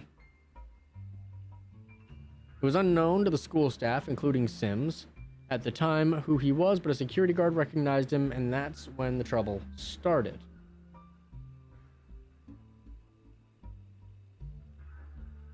Clementine was approaching the side of the stage to try to avoid the guard when the exchange between him and Sims took place. The article finishes by facetiously asking, "What will Croc get up to next time? Stay tuned." Oh, there were no more Croc Watches. The Croc Watch, in addition to being the name of an article you've already found in the Telegraph, is apparently an as seen on TV product aimed at kids. What the fuck? It's a digital watch that looks like the head of a cartoony crocodile, but it has numbers where its pupils would be. The teeth act as buttons to switch between the different options, such as stopwatch and an alarm. It comes with a large illustrated book about crocodiles and other amphibious creatures. The advertisements focus heavily on the educational book, as an attempt to make the otherwise cheap-looking timepiece seem like a good educational investment. Doesn't seem to be very popular and is definitely unrelated to your search. I disagree.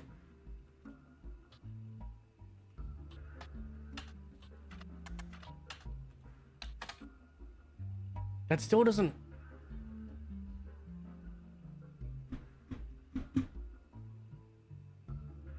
that still doesn't give me any information on like the wife's name, the ex-wife's name, nor the daughter's name, which obviously they wouldn't want to post a minor's name in the newspaper, right?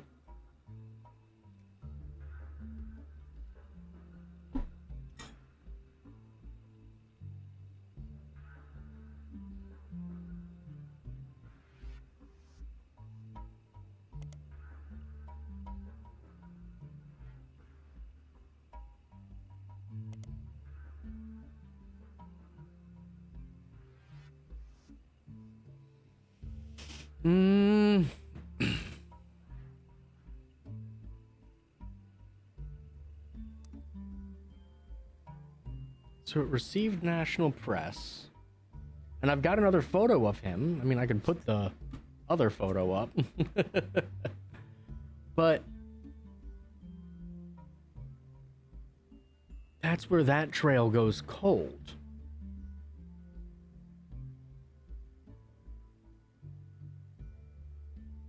Wait, no, I would have 3. I've got Miracle, Roottrees, Mary Beth Quaker, Mark Clementine. I need to find one more big person.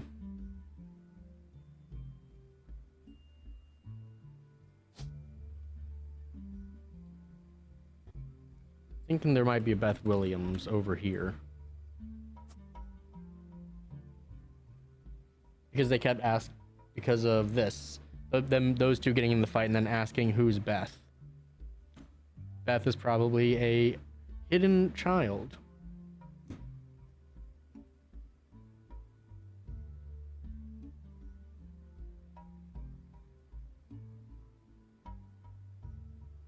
I don't know anything else about you, Mark Clementine, and I don't know how to find more about you.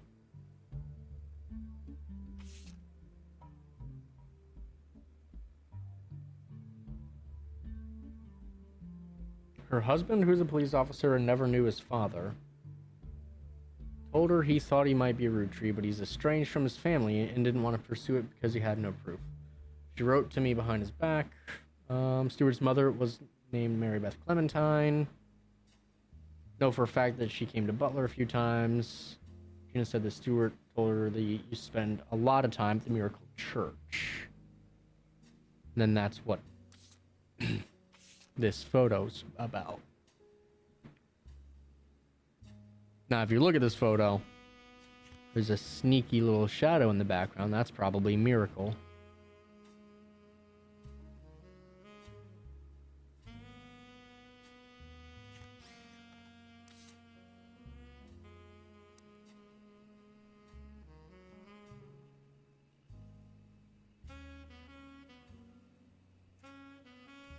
I already looked at Portland Telegraph, right? Yeah.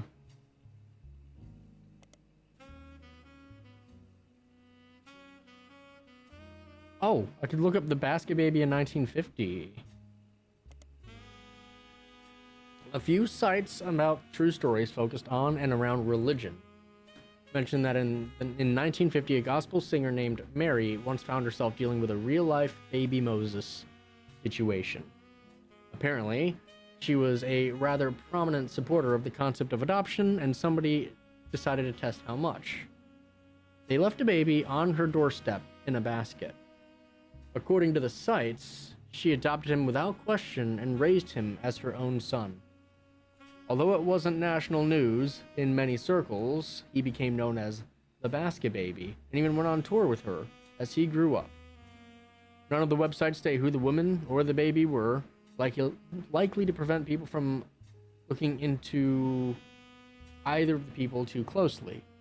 From context, you know that it's Mary Beth Clementine, who would later be shunned due to her personal life, and her son Mark would later be known as Croc.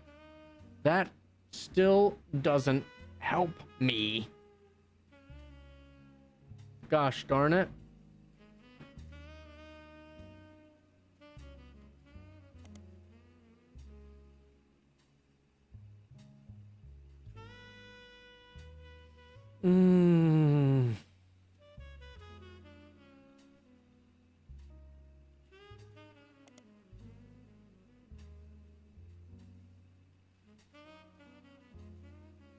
Okay, so let me follow some of these old searches.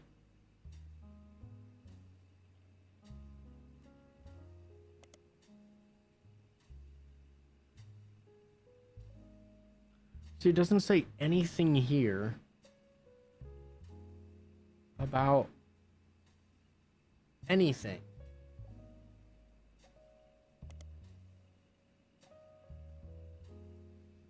This is the closest I have. That our good friend Croc was actually in attendance at the high school graduation because his daughter was walking the stage. He was apparently not allowed to attend. His ex-wife had a restraining order filed on behalf of the daughter.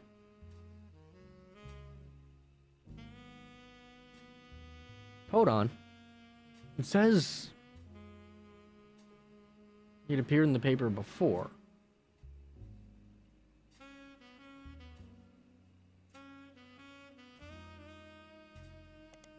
Why would he have been in the paper the first time?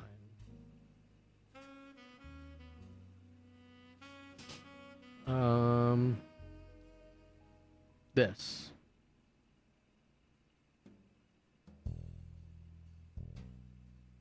But I don't think I can find that first article.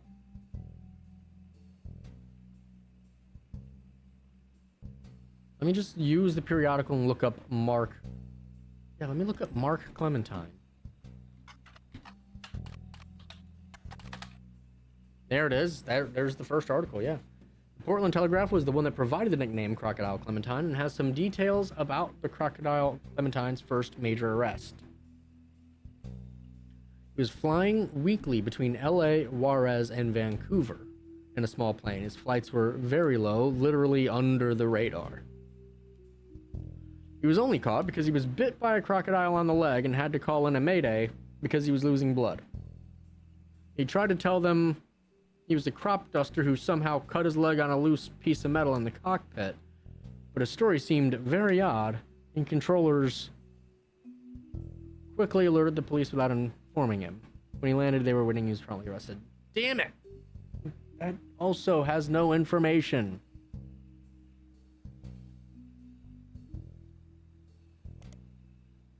For me.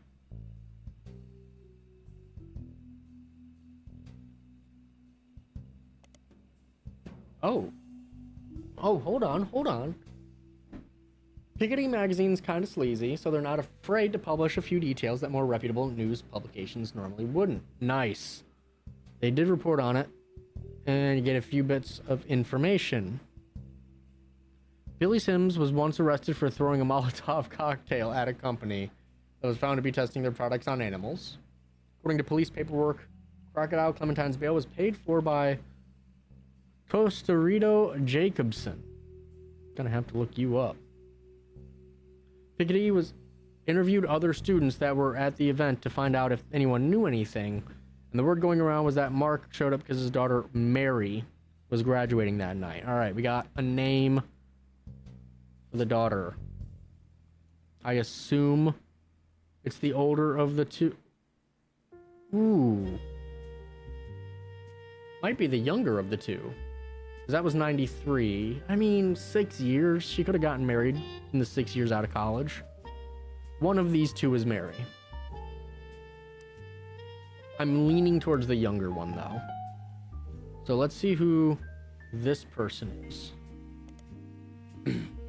Fuego's Fiesta, a regional Mexican fast food chain, held a competition in 93 that offered free meals for life to anyone that legally changed their name to Tostarito. It was a burrito with a cylindrical tostada shell inside. According to a few different sources, Lucinda Jacobson.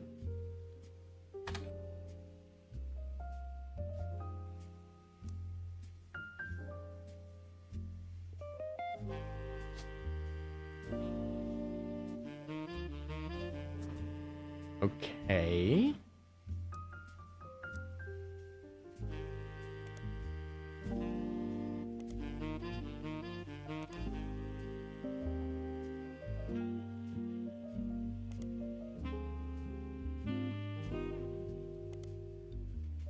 That's all I got.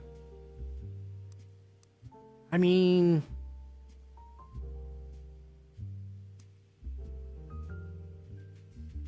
that doesn't help me.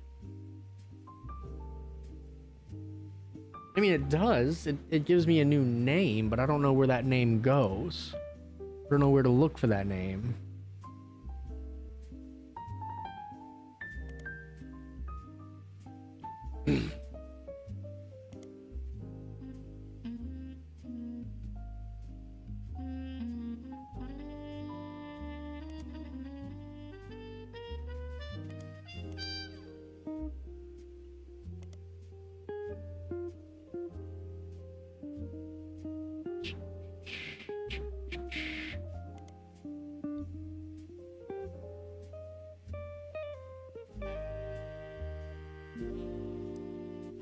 So how am I supposed to get a friggin' photo of somebody that I can't? Okay.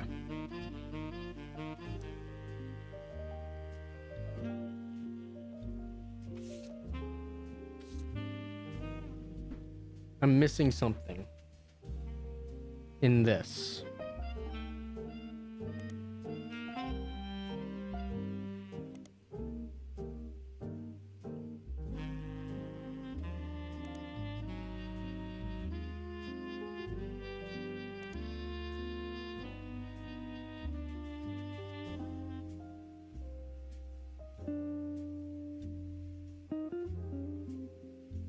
You have tacos? Oh, bro, that sounds so good. You should have gotten a toast Dorito.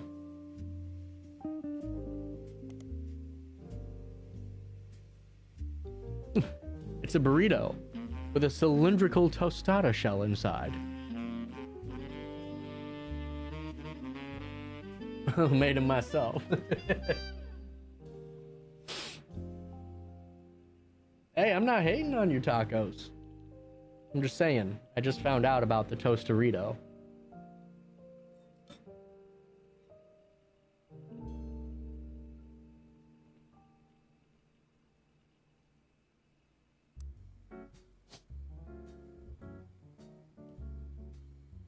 See, that name, Lucinda Jacobson, that's not even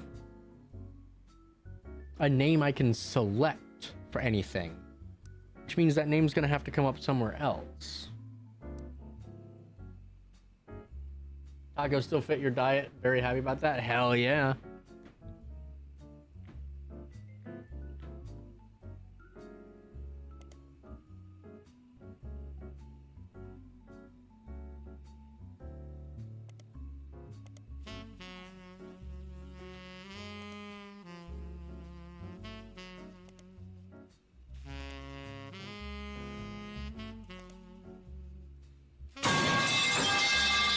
Jesus Christ.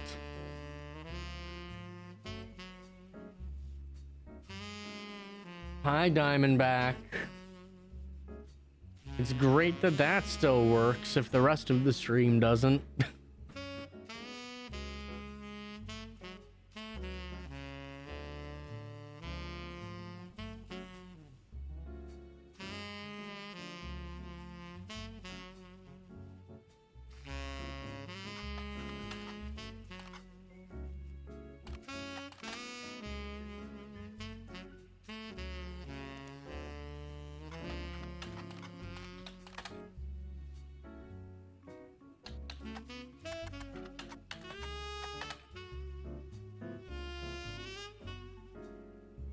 I wish I knew the ex-wife's name.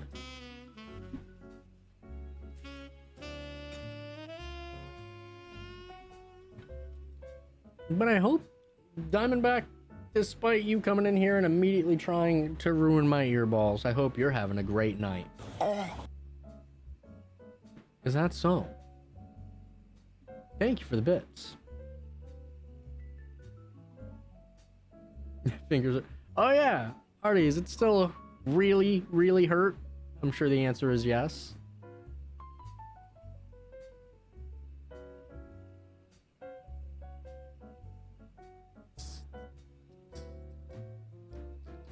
Better than yesterday? That's great. Good to hear.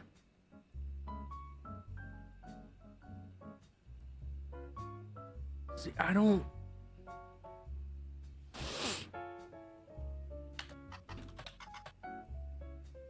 No, that's still just the same one.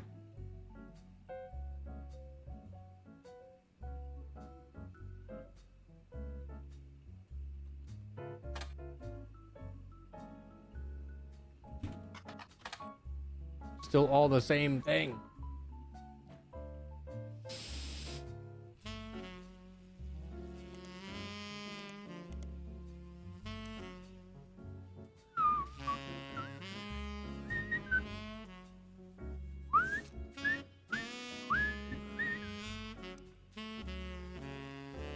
Okay.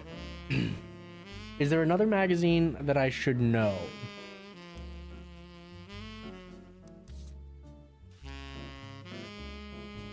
News Time, but I don't think it's gonna be there. I think I already looked it up here. Oh! Okay, News Time did a small piece about a fight between Sims and Crocodile, but tried to approach it from a different perspective. Their goal was to paint a picture of the two men involved from others who knew them best. Not only did they manage to interview Sims' wife Carla, as well as multiple staff members at his school, but they hunted out Colleen Webb. Huge. Mark's ex-wife. Huge, we got a name. According to the section with Arlene, she and her husband met when he worked for an airline, and she worked at an airport newsstand. He was a drinker and would often have wild mood swings. When he was charged with assault of a fellow pilot in '75 and lost his job, they divorced. At the time, she was pregnant with their second daughter. 75 and pregnant. All right, so the second daughter is probably the one I know the name, Mary.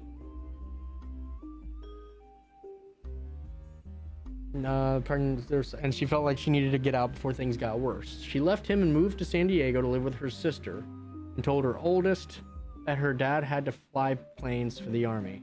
She raised them both herself, and although she never went through the trouble of changing their names legally, they used the Webb name so that nobody would connect them to her ex-husband.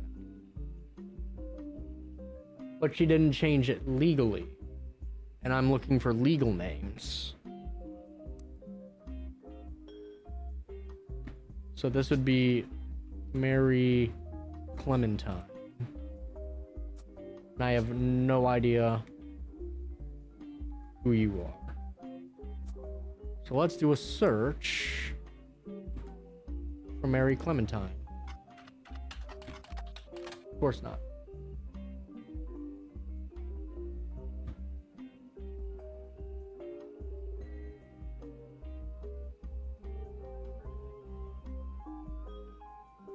I mean, I don't think Artie has ever needed a reason to.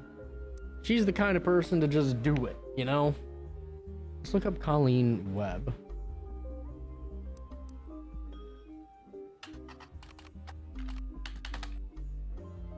Did I spell it right?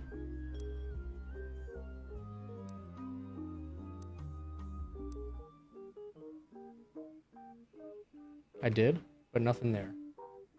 It's not about reason, it's about excuse.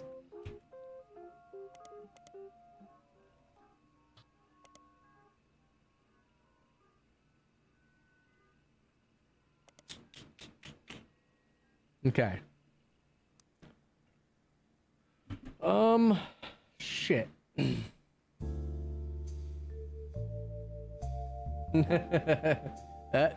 That is true.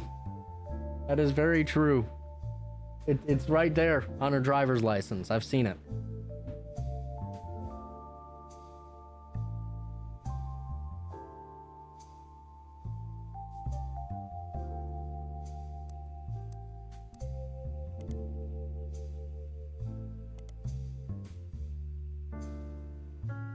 All right, so let's look up Carla Sims.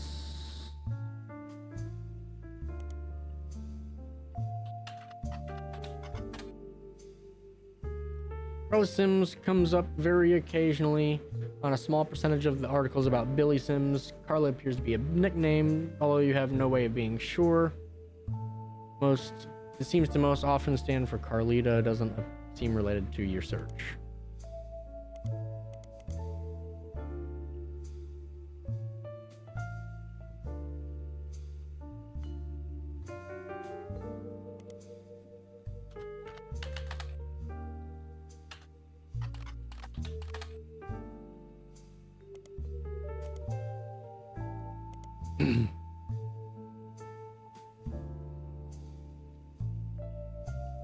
Left him, moved to San Diego to live with her sister, told her oldest that her dad had to fly planes for the army. She raised them both herself and never went through the trouble of changing their names legally. So yeah, legally they are still Clementines.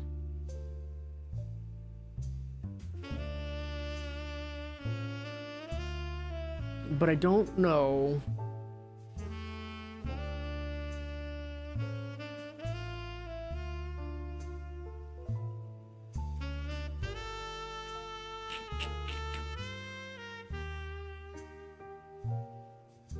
Okay, I need to figure out my next breadcrumb from here.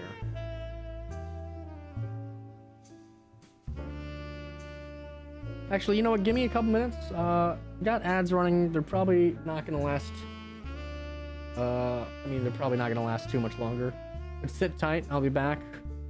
I'm not going to change the scene because when I did that last time, everything broke. I'm just gonna mute myself, and you're gonna have a empty chair to look at. Enjoy the chair. Enjoy the music. I'll be right back.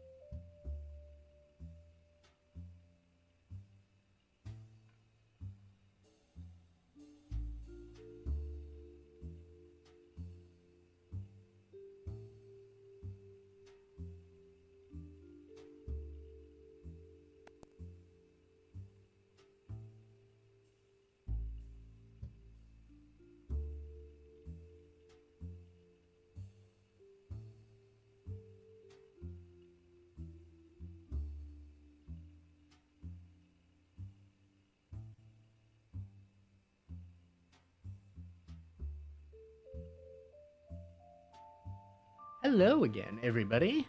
Welcome back. Hope you're doing well. All right. What do we got going on? Airport newsstand. I could always go back. Did it say the airport that he got into a fight in? No. Shit.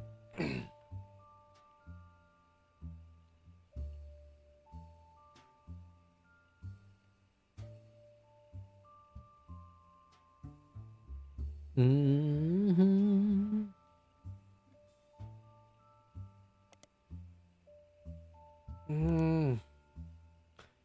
Yeah, it's crazy that Arla Sims has a page on Spider Search, but Mark's wife doesn't.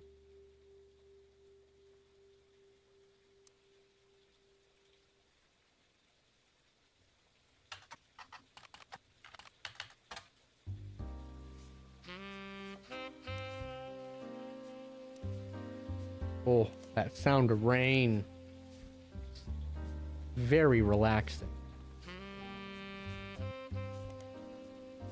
Also, I still don't know who the fuck Tostarito Jacobson is.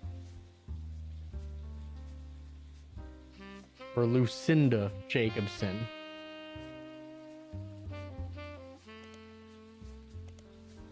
Actually, hold on.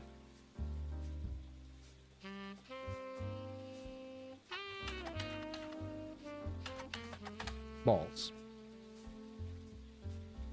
Curses.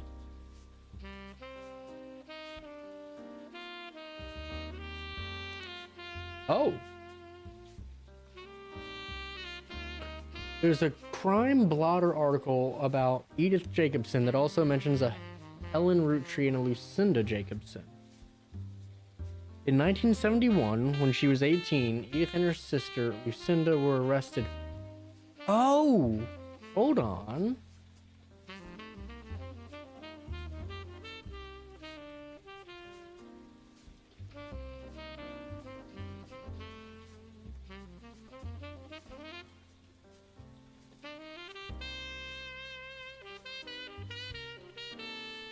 Jacobson.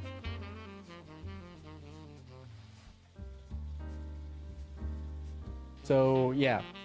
Edith's sister came and paid his bail. Interesting. But that doesn't help me now, does it?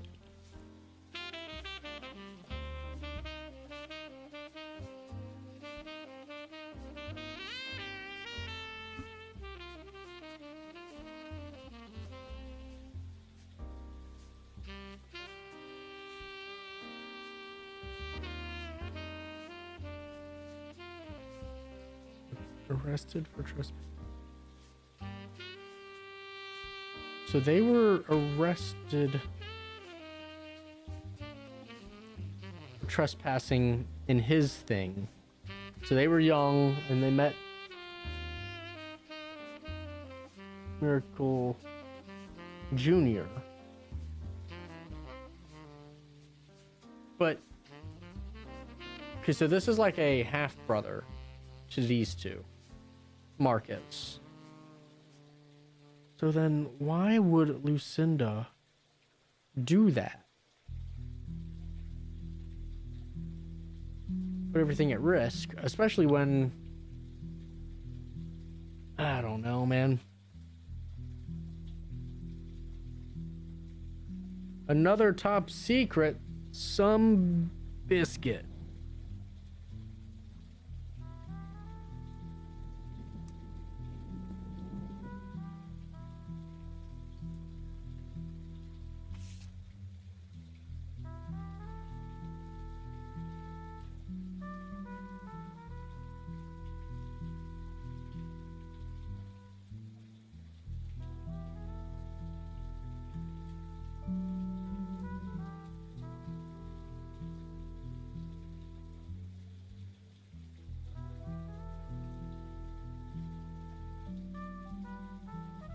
And try looking up Regina Salazar. I don't think it's gonna be anything there for me.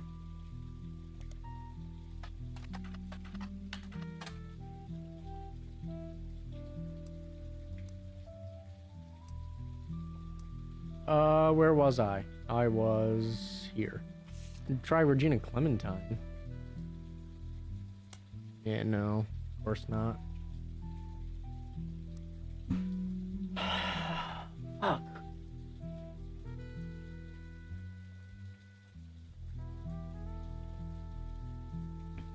I need something more to keep going down this path.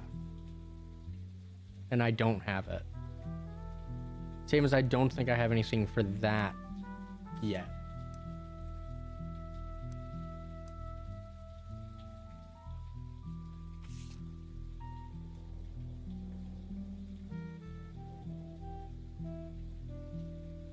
Alright, let me go back to the confidential stuff.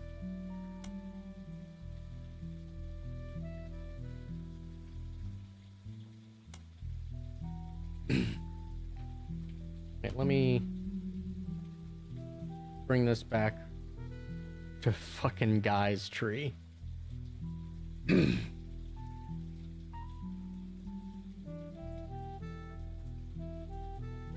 Alright, Zach would be retiring and Guy would be taking over. They held a retirement party in November before spending the final month working on transition. Patrick Decker was hired. Eli C. no longer employed. Interesting.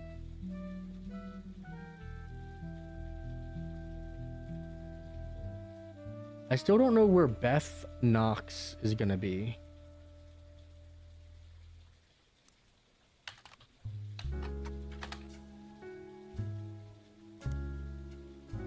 Is that, I think that's a 50-year work anniversary. See, so the only Beth that I know of is there, unless there was like an Elizabeth. But I don't think I was able to put the name Knox down anywhere. But if 76, that was her 50-year anniversary, would have been, she got hired in 26.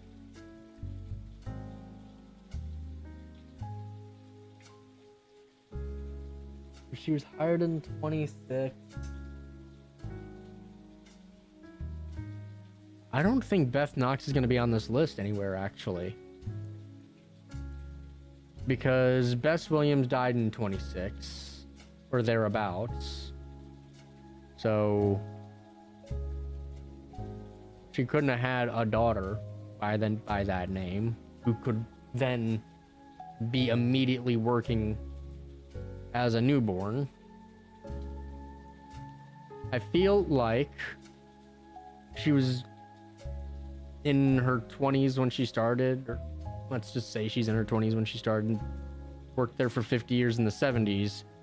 I don't think Guy Hudson is gonna be getting with her. But the name is popping up a fair amount. Beth Knox might be part of the top secret folder. Have to keep an eye out.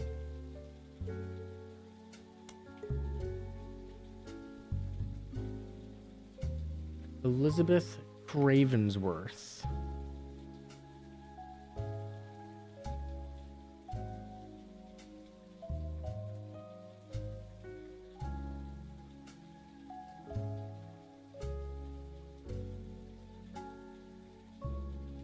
Because there was an Elizabeth.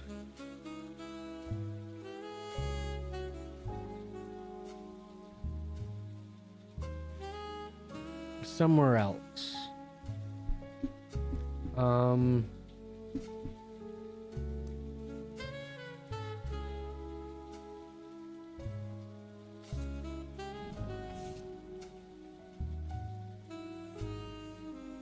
The farm supervisor Elizabeth was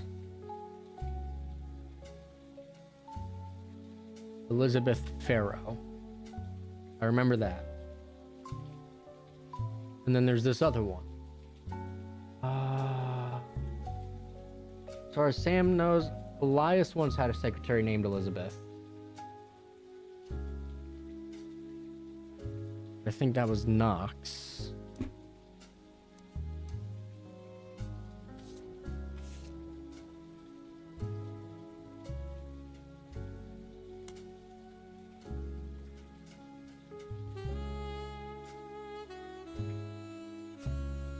Could be.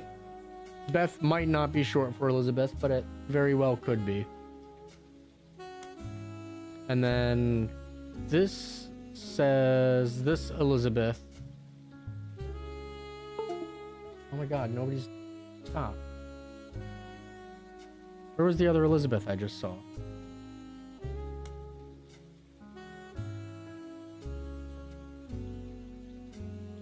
Okay, so Christine Farrow no longer listed amongst the secretaries, but Christine Garland has been hired. There it is. Christine Farrow, Christine Garland.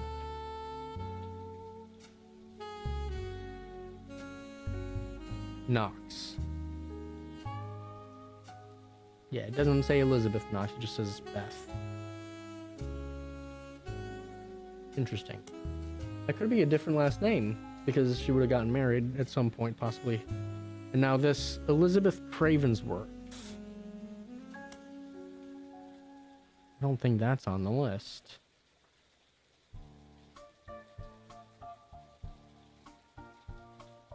Prior to that. Nope, there it is. Elizabeth Cravensworth, just office staff.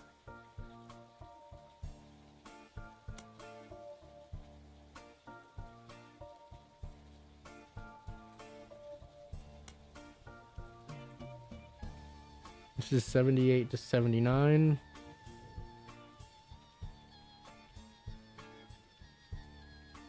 There's a lot of names here. Special Services Interpreter. I think Susan Ford might be something, because they said Guy would go to Brazil.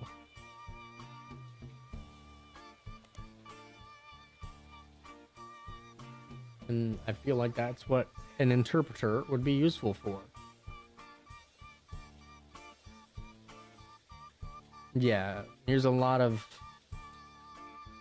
the travel expenses stuff.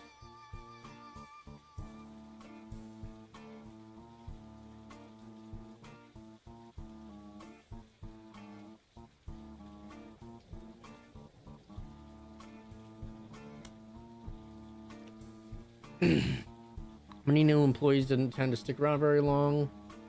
Susan Ford has been moved to office staff.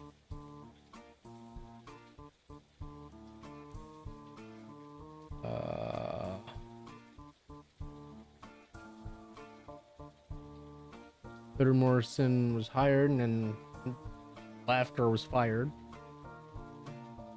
Oh my god, lots of stuff going on. I need something for Susan Ford. Grandorf Dove. The Grandorf School for the Deaf is located about an hour from where the Roottrees offices used to be in Butler County, but serves much of that part of Pennsylvania and nearby Ohio. According to their website, it was formerly named Grandorf Dove because Grandorf was the last name of the founder, and Dove is the Danish word for deaf. Founder had issues with government translators, leading to odd transcription issues. In 1990, it was renamed to better represent the school's purpose and to correct the embarrassing lack of efforts and awareness demonstrated by the government officials in those early days. The staff is listed on the website. You scan through all the biographies and you find that the principal, Miss Ford, is fluent in 5 languages, including ASL. She's been working at the school for over 15 years. Miss Ford's bio also mentions she's not deaf herself, but rather learns sign language to communicate with the deaf.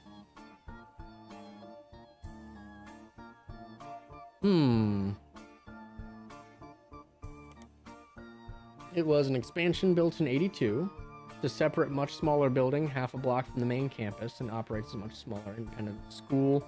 Offers ASL courses for the family members, friends, caretakers of deaf children. According to their history site, they got their name after the president of the Roottrees company generously donated $250K towards constructing the building.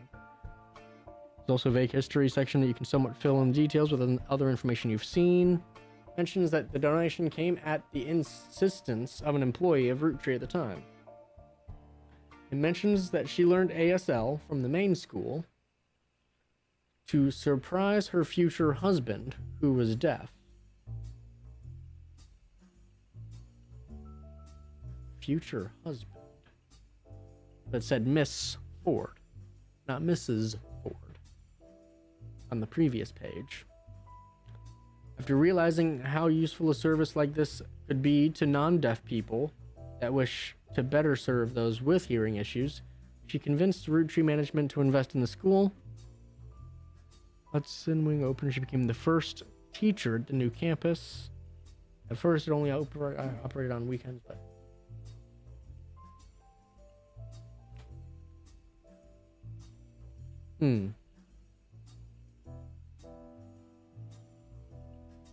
interesting.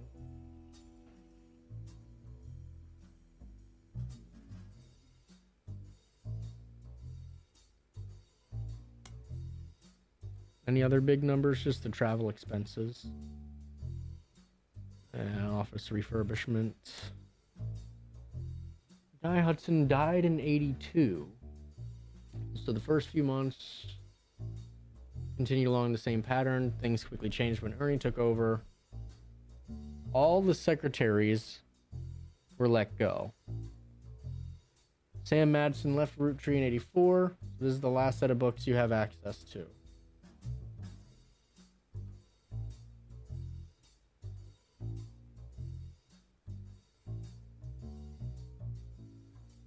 Root clothing reimbursement, okay.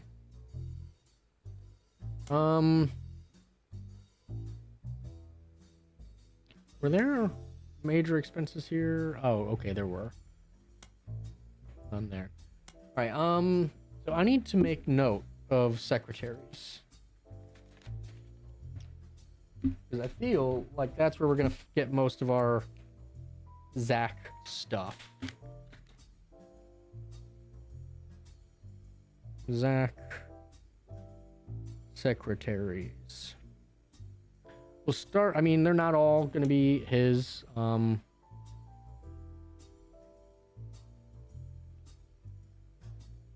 Because the first one we know of that was Joanna Robertson.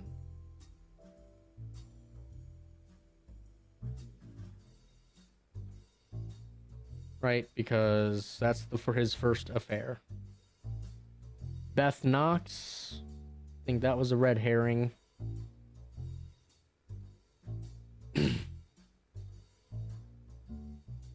Because it's already been confirmed that this is not Beth Knox, but it's in fact, you know, Bess Williams.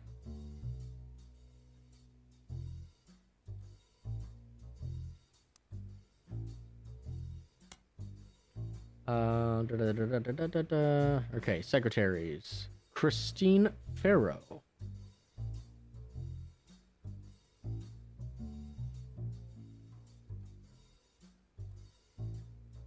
Joanna Roberts got married.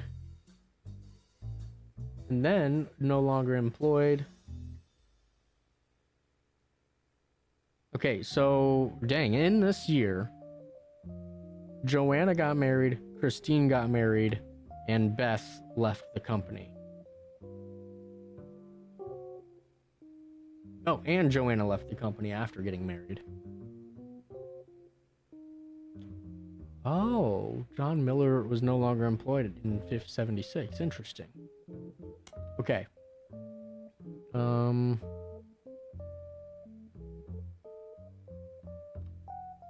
Christine Garland is gone. Beatrice Watts and Corinne Schwartz. That's 4 new secretaries. Beatrice Watts Corrine Schwartz.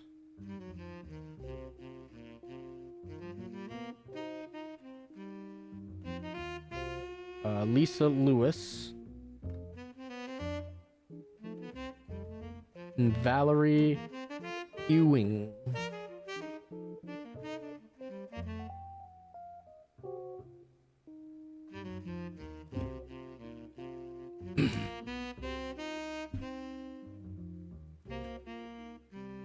Jesus. And then all of them were gone within the next year. Jesus. Okay, hold on. So these were both 78, 79.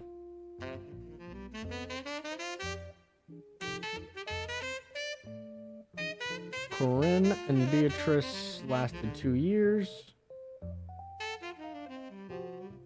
Lisa and Valerie lasted 2 years.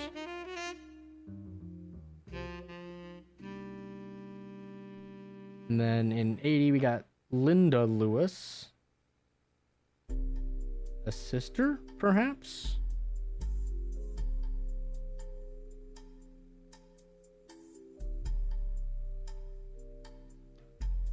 And then Angela Ingram.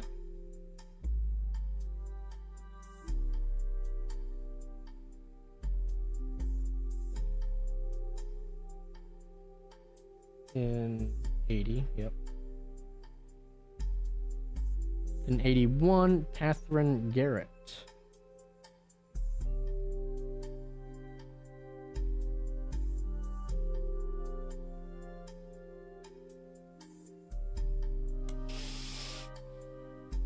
Guy Hudson died. All right.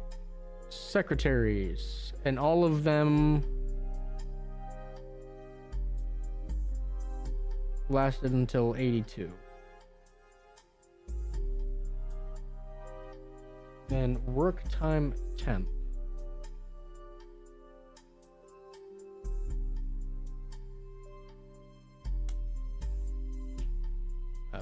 Okay.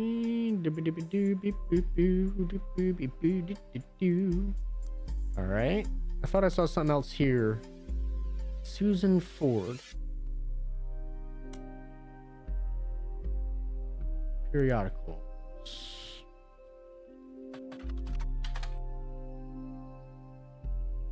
Oh, wait.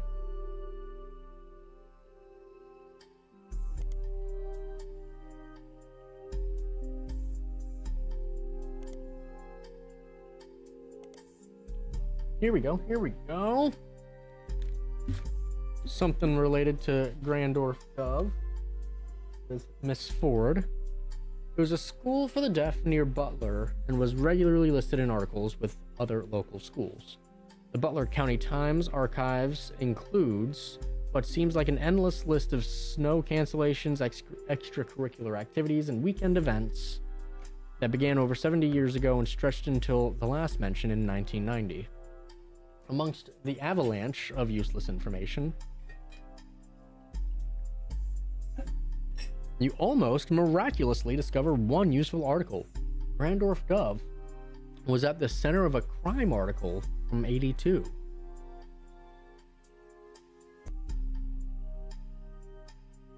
That eye seems awfully bold to me compared to the rest of the stuff around, huh? Anyways, it seems that someone defaced the school and vehicles outside the brand new Hudson wing. There are multiple broken windows. One of the teacher's cars was painted with profanities and accusations of infidelity. Miss Ford. A few weeks later, a follow-up article provides more details. There was one arrest, Thomas Hughes, who was coincidentally a former student of the school. Apparently, the destruction came weeks after he married the school's newest teacher, Mrs. Hughes. She was not a teacher when he went. He graduated a few years earlier. According to the reporter's investigation of the police reports, trials, and restraining order, Mr. Hughes was convinced that he was not the father of Mrs. Hughes' current pregnancy. He was released on bail, and the school has agreed to not press criminal charges after an agreement was made to pay for the damages and for the couple to begin divorce proceedings. It seems Thomas Hughes, Mrs. Hughes, and the Hudson Wing have all avoided further appearances. All right, so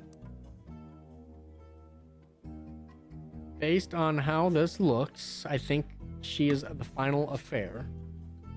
Susan Ford. What Thomas Hughes.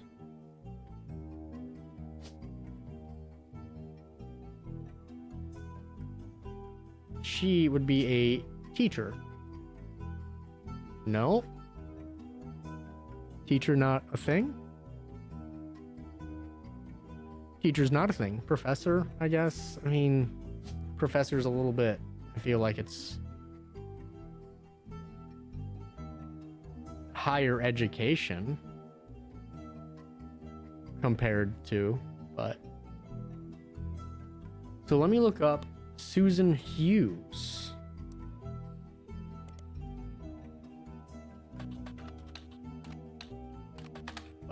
I probably spelled that wrong.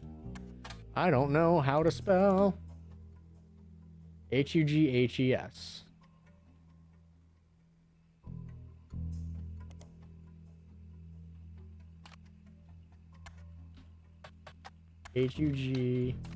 Hughes.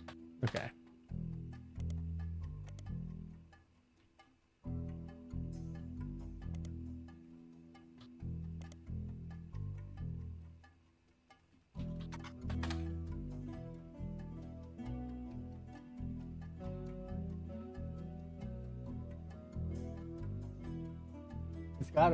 It's gotta be Susan, right? That's gotta be Susan Ford. Because she wasn't a teacher. Susan wanted to learn ASL for her future husband. Here we go. That's great. But now I'm at the point where it's just like, okay, and then?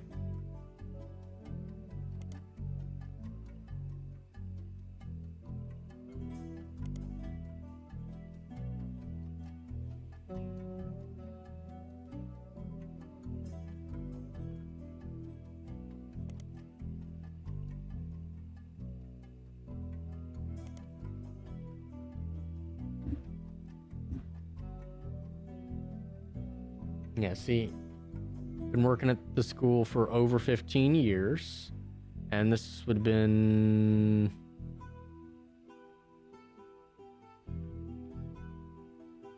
either in 1990, based on all that, which would put it back to 75.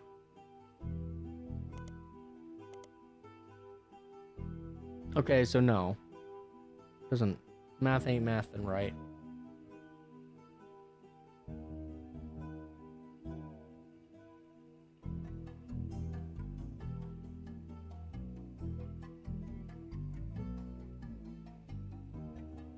Because she learned ASL from the main school before the Hudson Wing even existed.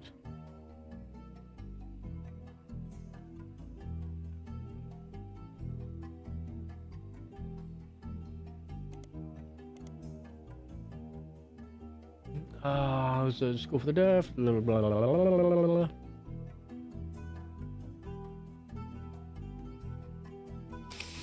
The follow-up article provides more details. There was one arrest, a former student. Apparently the destruction came weeks after he married the school's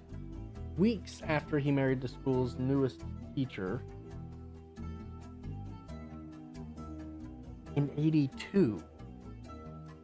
Okay, so yeah, the math is math. And if she was the newest teacher in 81 or 82, then if in 99 she'd been working there for 15 years, it would be for over 15 years. And yeah, the math is mathin'.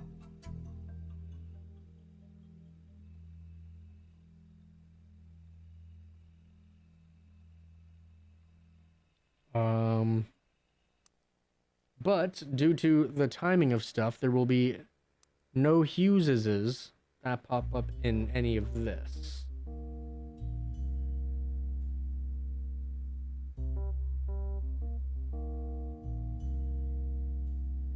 Plus, that doesn't help me with the Brazil thing. I just found a different one. All right, let me look at the timeline here real quick. So Joanna was first, Christine was second, Miss Ford was the last. So somewhere between all that, there's probably a Linda Lewis. Linda Lewis is probably one of these two. It'd be crazy if there was both Lisa and Linda here. But there's too many secretaries. And that's not to say he was only getting with secretaries, right?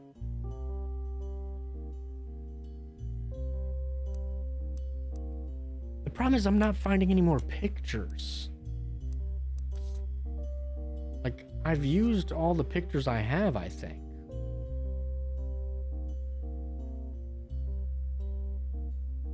And I need at least another picture on this board to get something moving along.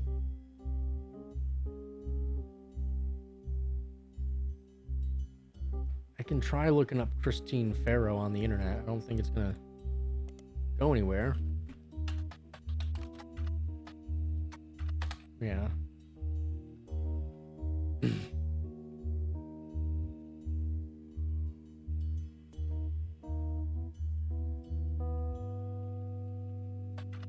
I've already looked up Sarah Ford and Sarah Hughes.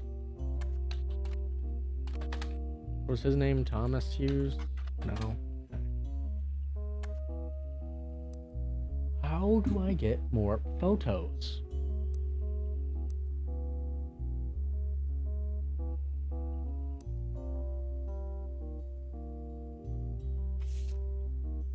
All right, 6 pieces.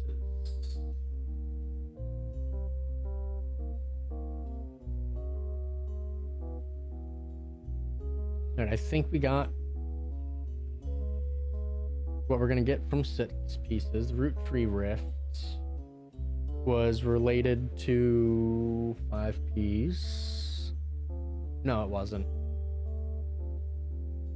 Fuck, I don't know what else to look for here.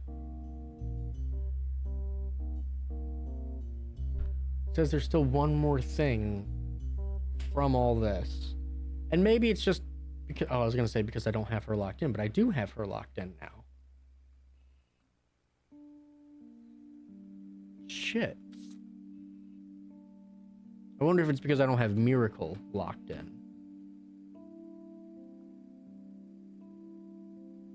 Because you can see Miracle also, there's one thing left there. The Regina Clementine stuff, that's this tree. But again, it's kind of a dead end.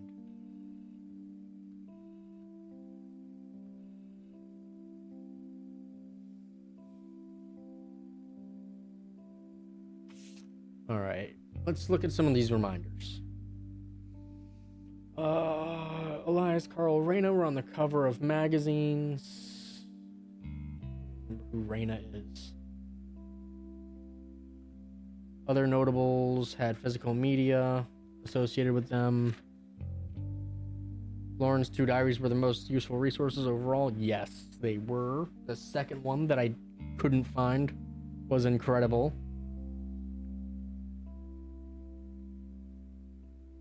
Stephanie Jones and Brian Jones were featured in campaign posters. Many of the younger Roottrees are found by following complex rabbit hole through a conspiracy site that led to a searchable web address for Chris Rafferty. Yeah, so that's why I tried using... Wait. There was an email referenced. There wasn't an email, but there was one referenced somewhere. Was it here? No.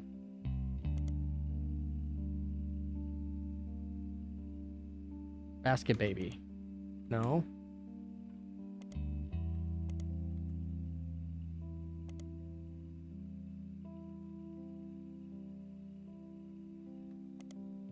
Where was it?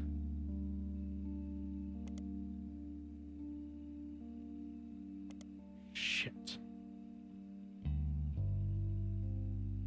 So today started with Stephanie Jones. Wait, hold on. Oh, okay.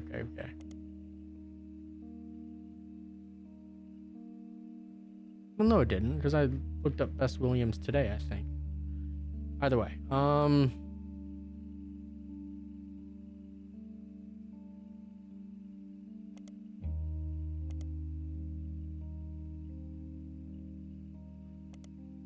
because one of these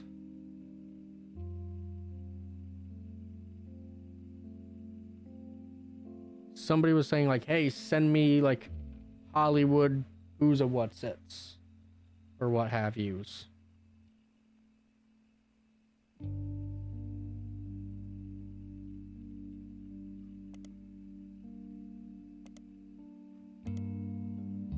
There it is. There's an email address at the bottom and the phrase. The site claims the police had to be called to New Eden records after its owner Sterling. No cited sources or evidence, and the site's contents seem user submitted.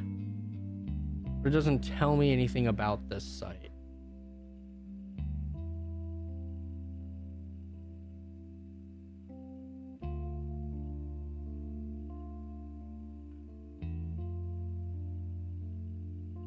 Shit.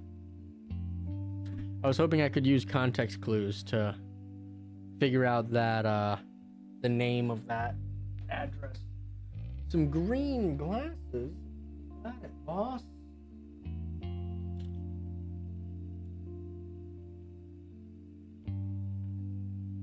There we go. Oh, of course. I almost don't even want to fix it. I broke the camera. How could you, Artie?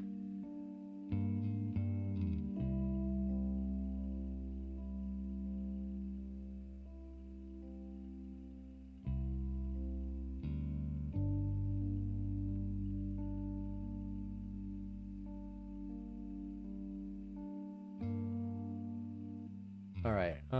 Give me a sec. I'm gonna try and fix it. We'll see what happens.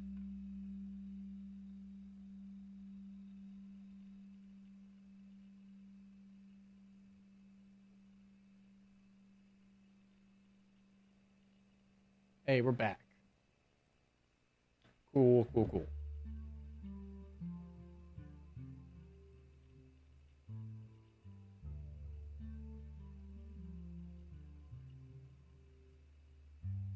Awesome. We're back. Shit. I don't know what the next thread I need to follow is.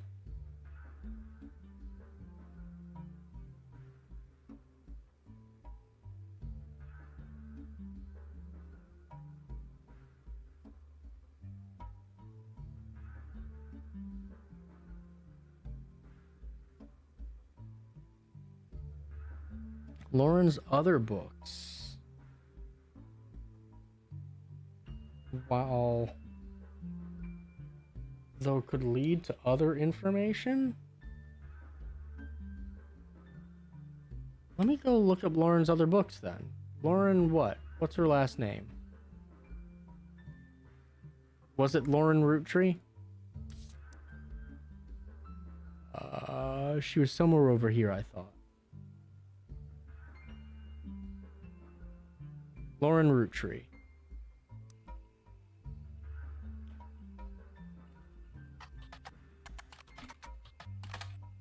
There's an older version. Okay. In the wake of 6 Pieces, she was tracked down by a reporter as being one of the most upscale memory care facilities in Pittsburgh. She was relocated back to Pennsylvania when she began suffering from Alzheimer's. There was minor backlash towards the reporter that tracked Lauren down because they were caught standing on a ladder holding their camera over the privacy wall to take a photo of Lauren and her son Clark sitting on a bench.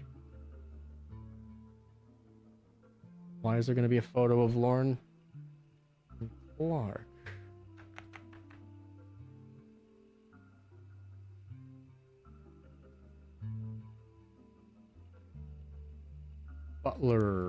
Butler County Times. And that's an old one. Okay. Well, he wasn't called Roottrees, right? Hold on. Whoops. Rafferty.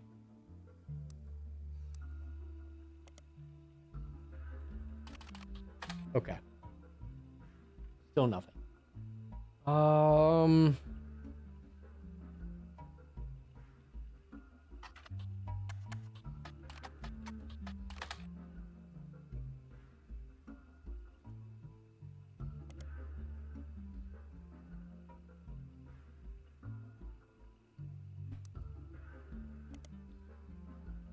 That means nothing to me.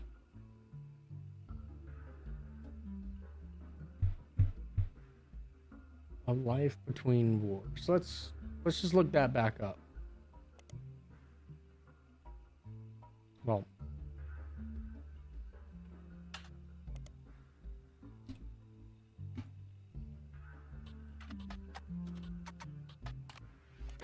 oh shit. When revisiting Lauren's book, there's a single passage that focuses on potential affairs in her immediate family. Oh my.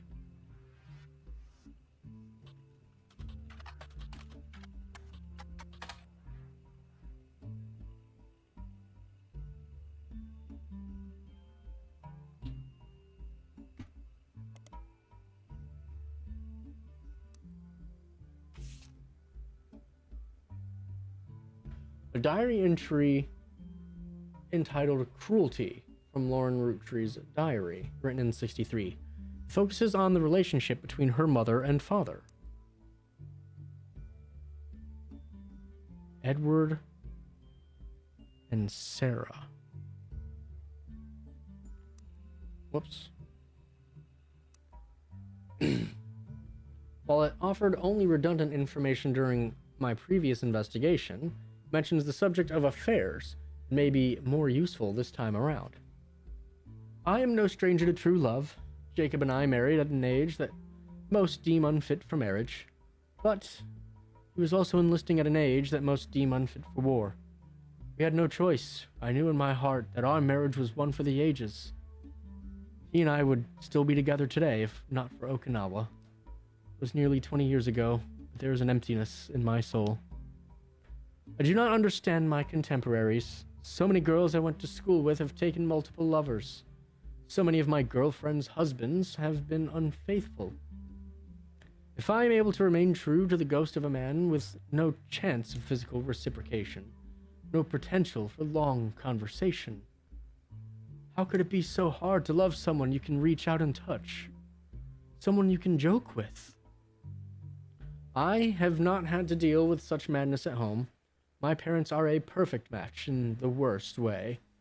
My mother's cruelty is a perfect fit for my father's general spite. In turn, Pop's status enables her incessant need to gloat and feel superior. I have grown up with their cruelty and disdain for others my entire life. Even my family remains unspared.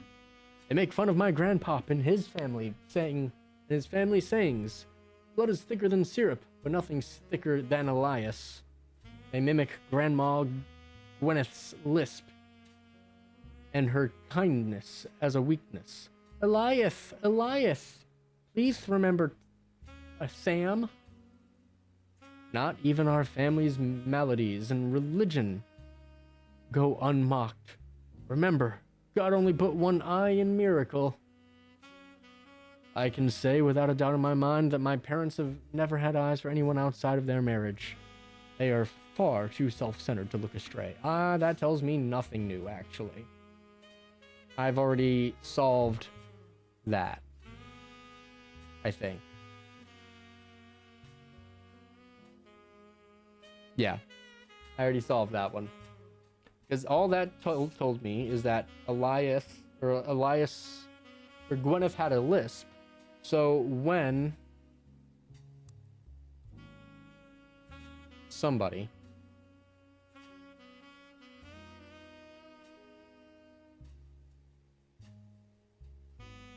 was asking about who's Beth or who's Beth, it was because of the lisp, and we were supposed to know that that meant Bess. And they were talking about, oh, there's only one I in Miracle.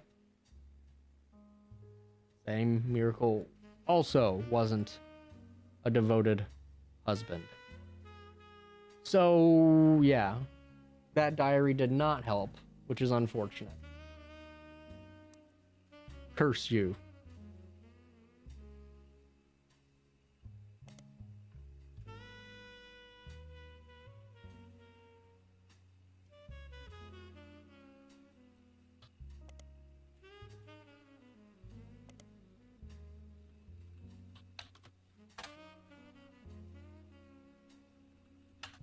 Is it called Court of Love? No.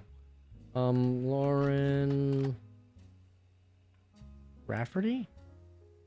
What was her previous name? It was Rafferty.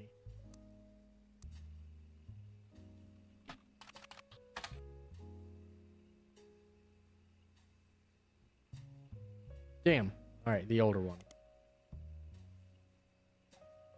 Romance in Court.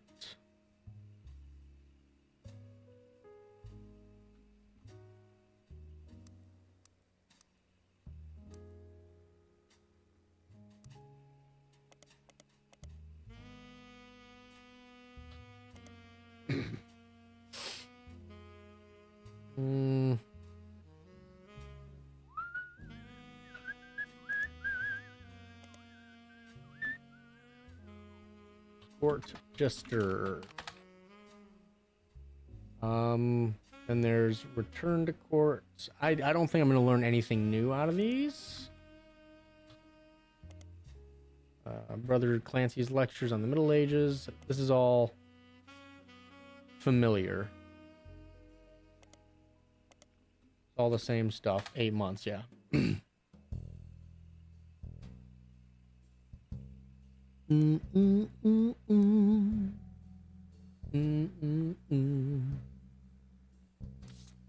Well, biscuits.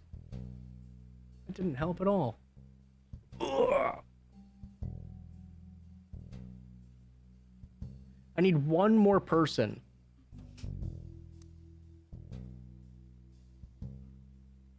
Like, if I could get a picture of Beth. Well, no. Beth, that's probably actually not a person then.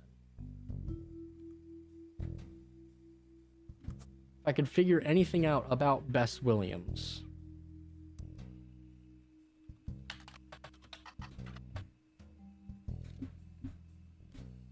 Anything at all.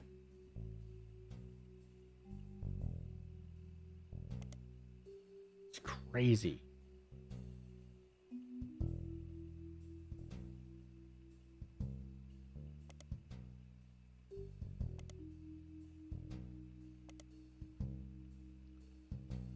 It's like Bess Williams doesn't exist.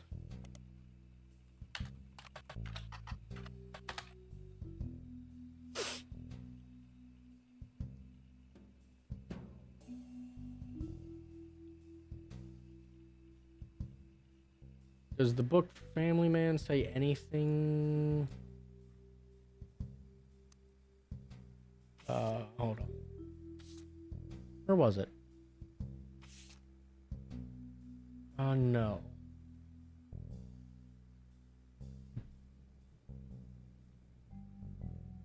Nothing. In fact, it's telling me there's nothing there. I need to figure out who her child was.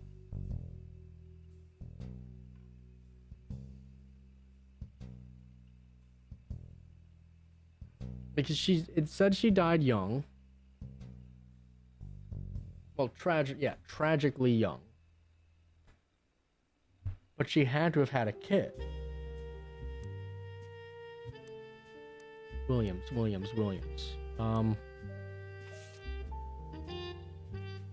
Looking for Williams.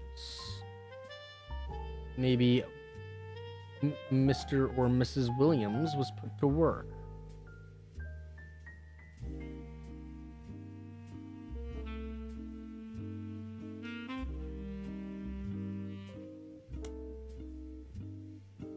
I'm not seeing it. Because that would have been the 20s, right?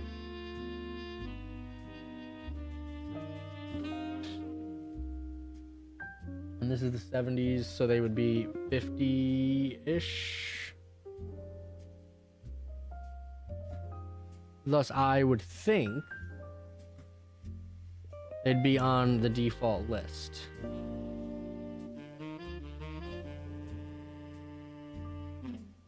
But there's not one on the default list.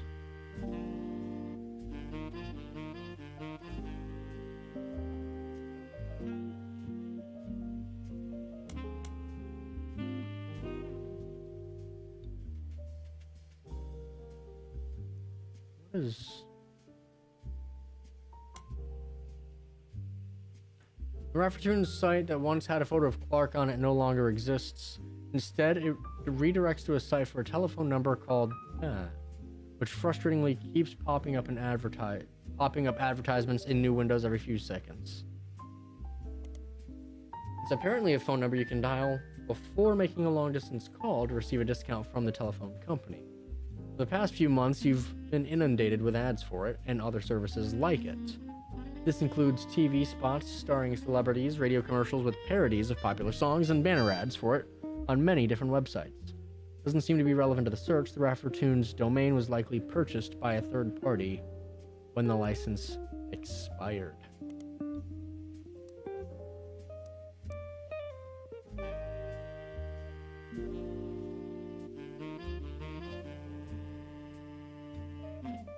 Yeah, there's no Williams is on the employee list.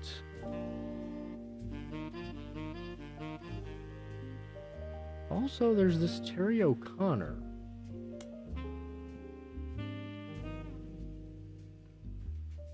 Again, like I was writing down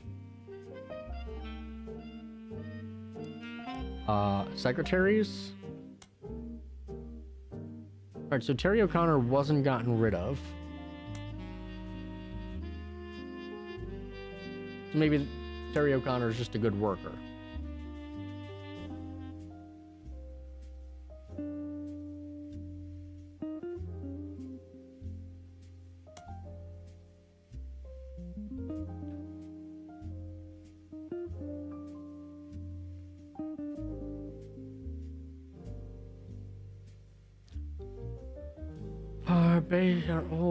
Based on old tax mailing information, only detail the employees that work directly for Roottrees or in their corporate office. The many laborers on their farms and their factories are not listed. You're not sure how helpful it will be, except for cross-referencing guys, secretaries, and visits overseas. Spider searching people just because they're on these lists will likely be time-consuming and a waste of time. So the only overseas trip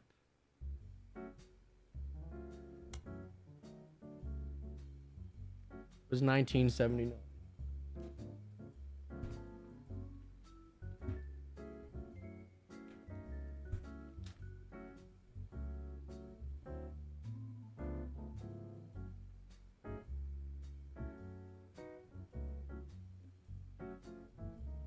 At least that I can see.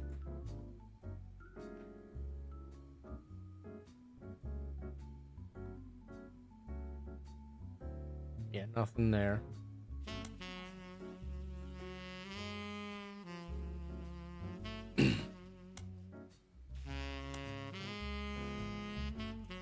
Yeah, retirement party. Da da da da.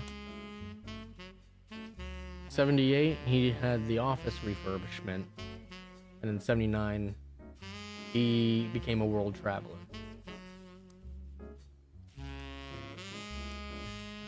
And then in the book,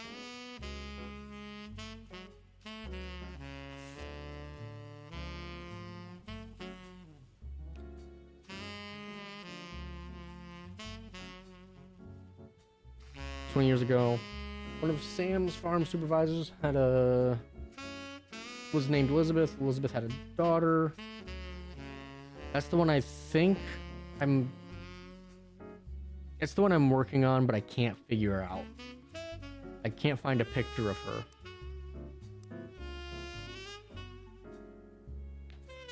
Maybe if I look up Anatoles, I can find a picture of her. Go back through the Anatoles rabbit hole.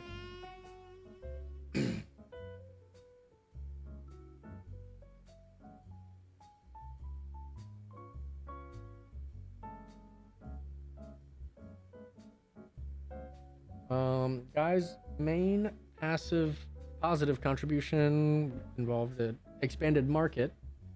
However, when he went on trips, they were often for weeks at a time. He's known for spending more time and money on unofficial business than meetings with distributors. It said he bribed at least one politician to open a factory in Brazil. Oh, maybe Brazil isn't the actual location of the affair.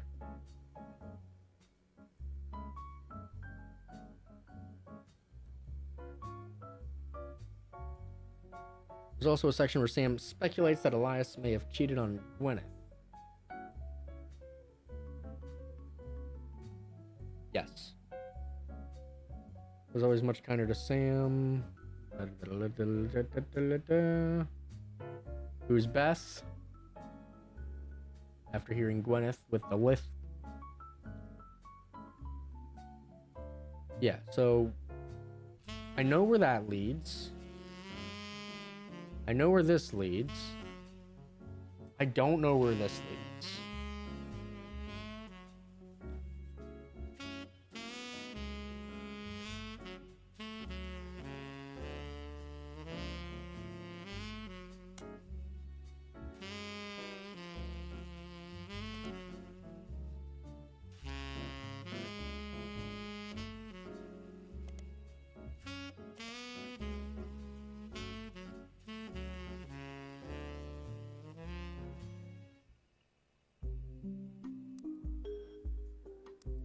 Steve Garland.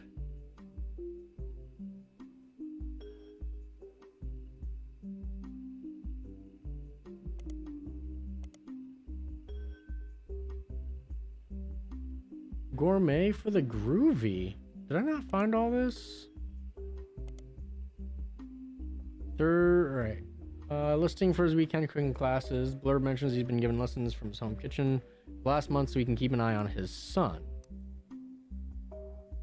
Okay, hold on. The third. Wait, so what's the first? The first was how he met his wife, Christine. God dang it. Yeah, no. Christine.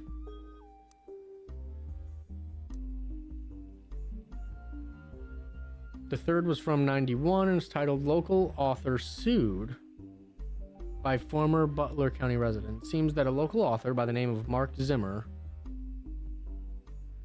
was sued by Garland after Garland saw Zimmer promoting his book, Kitchen Tales, on television. His recipe book was partially plagiarized from recipes that Steve would give his students during cooking lessons before he moved.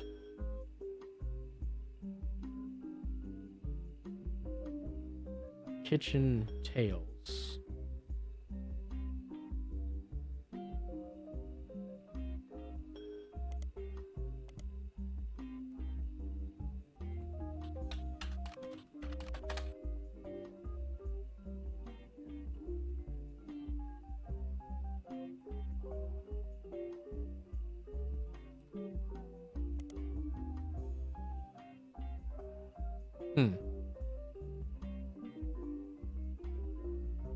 Weird. The article mentions that although recipes are hard to copyright, Garland accompanied each recipe with a short fiction about how he learned it. Those usually doubled as a way to remember certain ingredients. Garland's bean salad, for example, involved making a trade with a gnome for some magic beans. Apparently, these stories were found word for word in Zimmer's cookbook, in addition to additional stories that followed the same format.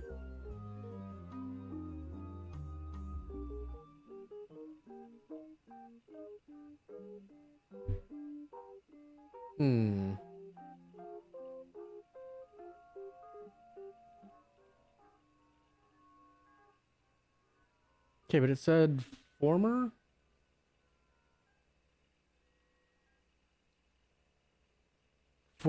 Butler County resident.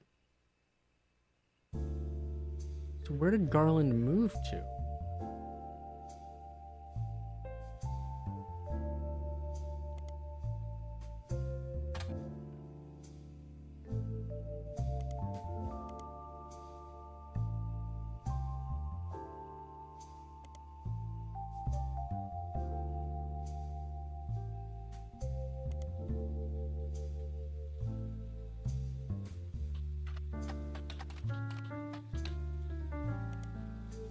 Oh, the introduction of this book is a series of acknowledgments from Steve.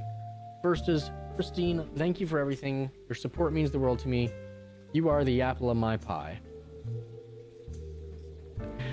To James and Robert, you're becoming amazing men and incredible chefs. I guess I'm a good teacher.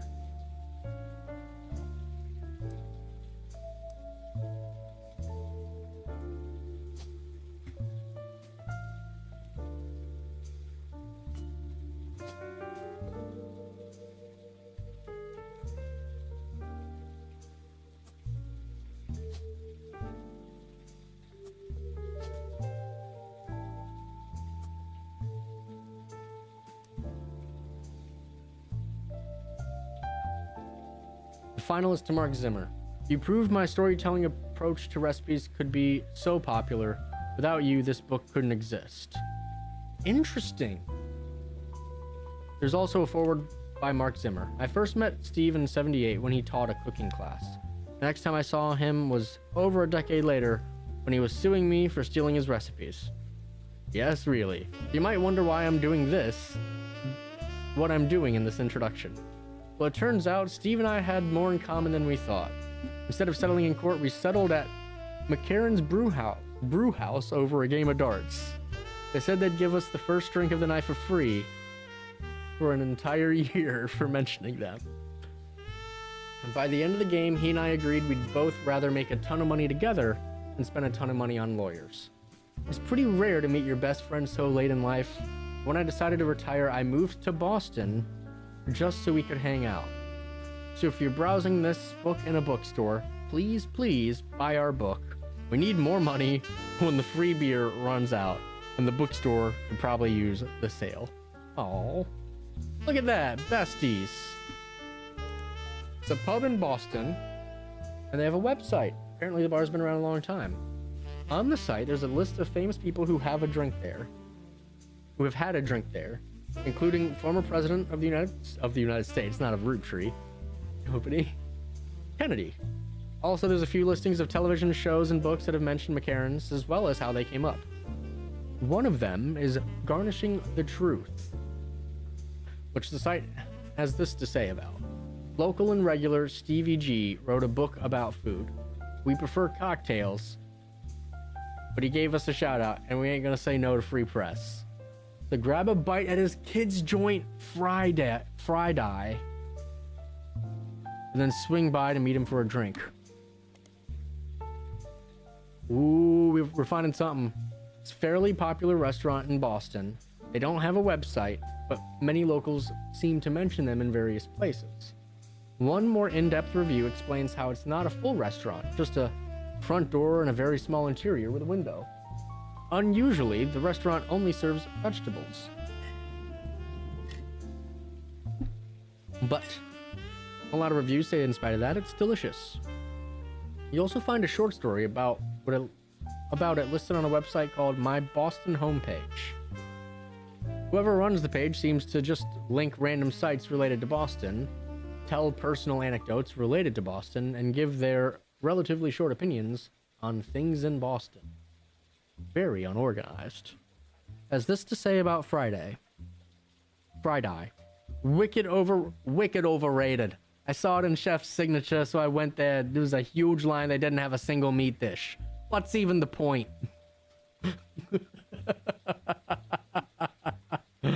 Oh. There it is. What's even the point?